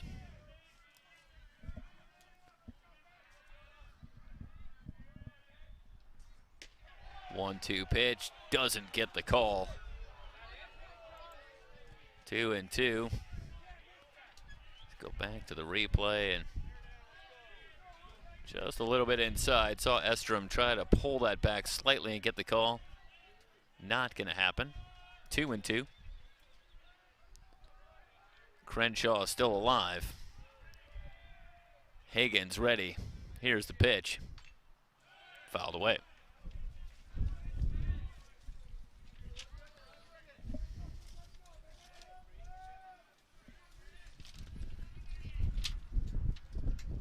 Higgins looking for a double play ball. Runner at first. Seeing if he can get Crenshaw to put one on the ground. 2-2 to Casas, and it gets away. That was a hard hit ball. And Casas unable to keep it in front. Watch here. You go back to earlier in the game, and Crenshaw hit one hard to the left side. That went up in the air. It ended up being a double to bring home the Hornets' first run. They're going to call that a hit for Crenshaw. It's his second hit today, and it puts runners at first and second, still with one out.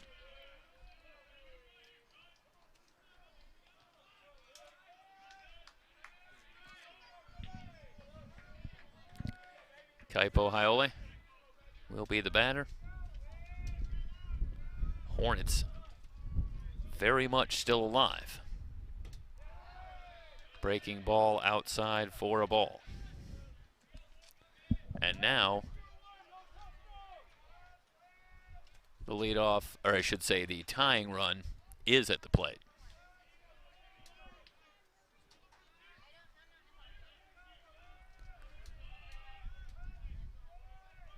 The 1-0 to Haiole. Inside a ball.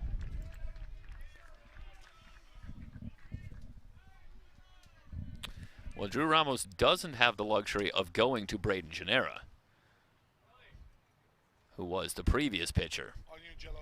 But how long will he elect to stay with Luke Higgins, who struggled in his last outing against this same Hornet lineup? And it is Coach Drew Ramos that will go out himself to talk to his young pitcher. I wonder, it's 2 straight breaking balls to Haiole. And I wonder if Drew Ramos isn't out there just to instill a little confidence back in Luke Higgins, who might be a little bit shaken after a tough outing on Tuesday and a struggle again here today, and to remind him to trust his stuff and challenge these hitters. Pitcher. Hard to say for sure. We will see how Higgins responds. 2-0 to Haiole.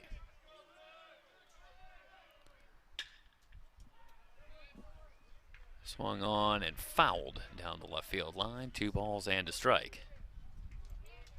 Lead runner on contact. Lead runner on contact.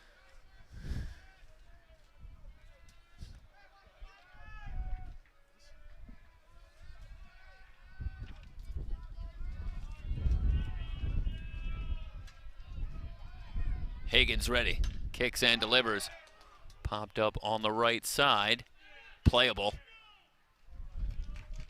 Kordick puts it away for out number 2. That's a big out for Luke Higgins and the Golden West College Rustlers. 2 down. Now 1 out away. And the batter will be Dominic Martinez, who came on to pinch hit in the 6th. Grounded out in his first at bat, and has a big opportunity here with 2 on and 2 out. Martinez from the left side. Now 13 for 34 at the plate.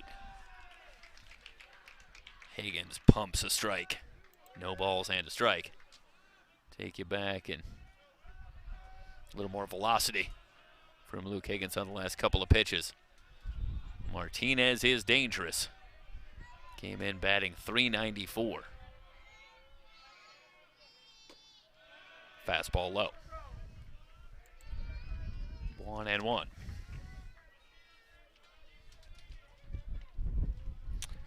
Martinez, no home runs, 8 runs batted in.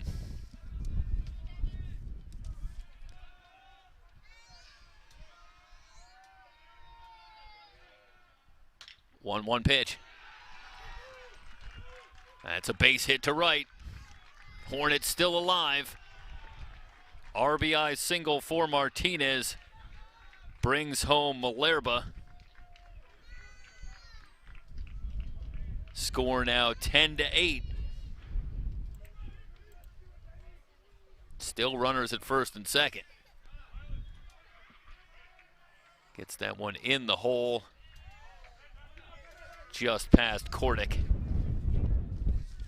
And the Hornets will not go away. Within 2 at 10-8. And the batter will be Jared Benash. Benash has had a big series. Relatively quiet today, 1 for 4.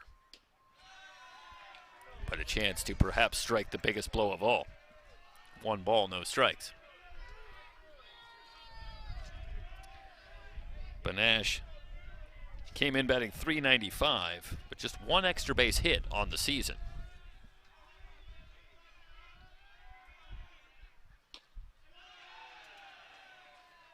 "17 of his 18 hits have been singles.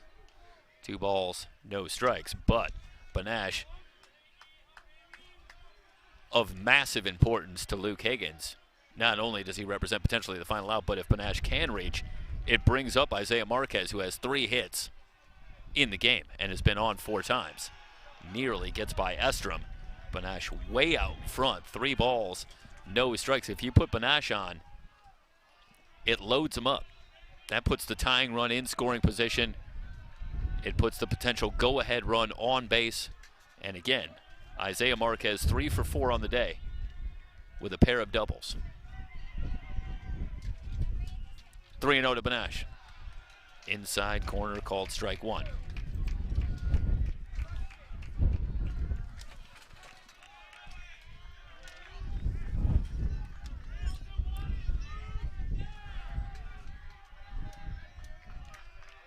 Higgins up on the rubber. The 3-1 pitch. Low ball 4. Benash walks.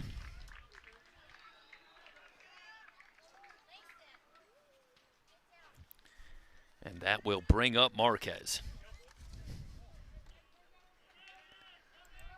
How about the situation here? Nervous time for the Rustlers, trying to close this one out.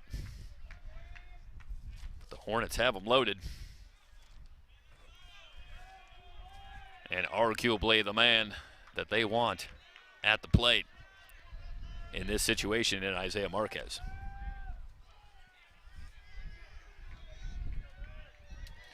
Marquez now up to 34 hits on the season. Easily leads the team. Came in batting .365 for the year.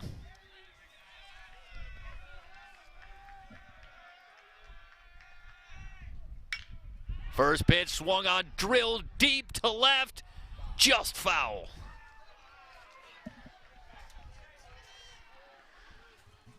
I'll tell you, if you're a Rustler fan or in that Rustler dugout, that cannot feel good. Marquez tattooed that ball and just sent it a few feet foul down the left field line.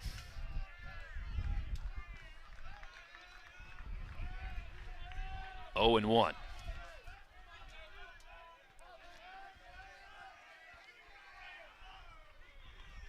Entire dugout for both teams on their feet. Hanging over, watching this one. Wave and a miss at the breaking ball. Higgins pulls the string, and now he has Marquez in a hole. No balls and 2 strikes.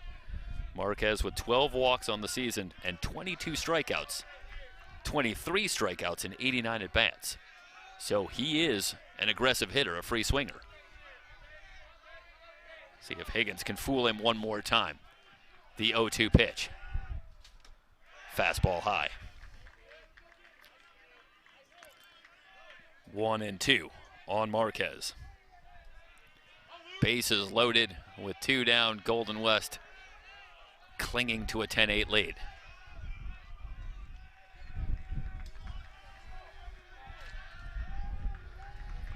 Dominic Martinez at second represents the tying run.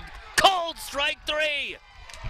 Higgins took a little doing, but he closes the door. The Rustlers finish it out. 10-8, the final here from Hoover Field. And the Rustlers send the home fans on their way, happy with their first conference win of the season. They break the 2-game losing streak. They're now 13-7 with a 10-8 win over a very game and tough Hornet squad that came in here looking for the sweep and nearly found a way. We'll step aside, rejoin you. We'll have a short conversation with head coach Drew Ramos before we wrap things up here from Hoover Field. The Rustlers back to their winning ways with a 10-8 win on SoCalCollegeSports.com.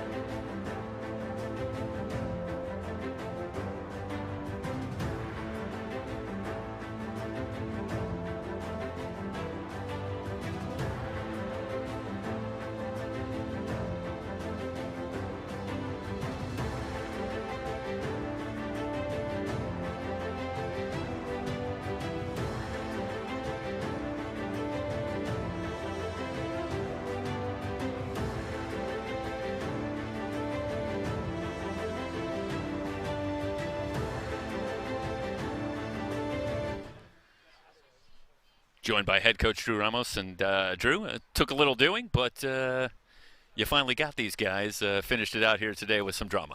Yeah, it was a hard-fought win. The OEC's a grind as a whole. That team is really good. They're well coached. They're not going to quit. There's no quitting that team, and we knew it would be tough, and I'm glad we were able to pull it off. Ninth inning, that's where a lot of the drama was. Now, Luke Higgins went on Tuesday. He was on the mound when the Hornets were able to put 3 on the board and come back and get that one. You go back to him today. Obviously, he's a guy that seems to be in that role, that closer role. A little bit of a struggle again today, though he did manage to finish it out. You do go out there midway through that inning to talk to him. Can you talk a little bit about what that conversation was when you came out to talk to Luke? Yeah, I went out there to talk to him because he got squeezed on a pitch at bat prior that would have been a strikeout that he didn't get, and I can see he was pretty emotional out there. So just want to go and calm him down, tell him that we had his back, we loved him, he was our guy, and go ahead and be him. And that's exactly what he did. This is an amazingly tough conference year after year. We had a chance to talk to Bert Villarreal during our broadcast today, and it's always been that case, but maybe never more so than this year. 7 teams in the rankings. Is that something that you even need to make the team aware of? I mean, obviously, this is a gauntlet. Every week, it's going to be a team with no quit, no and with a lot of talent that's opposing you. Yeah, it's huge because, I mean, I looked at the standings before we got in the conference, and I think the OEC went like 93-41. And most of the time we took the field, all of our teams are the most talented team on the field. Once the conference starts, that's over. You're looking across the field at peers, talent-wise. You're looking at peers that in ability. So it's you got to get used to it. Obviously, a very emotional day for you with Bert Villarreal being honored here today. I know you talked a lot about it in the speech beforehand as you introduced him for that honor. But can you talk a little bit here just on the broadcast about what that relationship has been like and what he has meant to you? More than just as a coach, obviously he's meant a lot there, but also just as a person. Yeah, no, Bert's been huge in my life.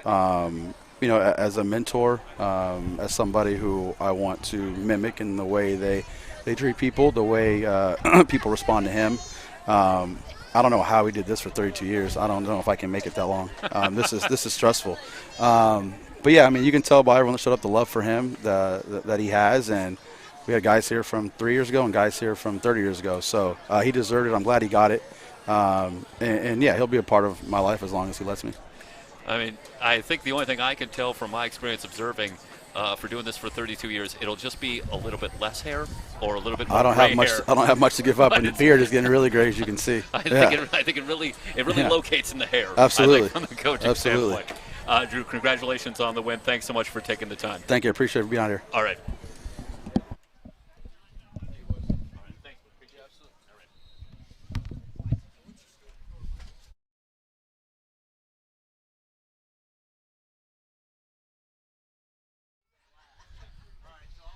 The Rustlers pick up the win, 10-8, first conference win. They're back to their winning ways. They're now 13-7 on the season with the loss. The Hornets dropped to 14-8 overall, 2-1 in conference play. This is just the opening salvo here in what should be a dynamite Orange Empire Conference schedule coming up over the next several weeks. A lot of talented teams in this power conference. For everybody here at SoCalCollegeSports.com, thanks so much for joining us. So long, everybody.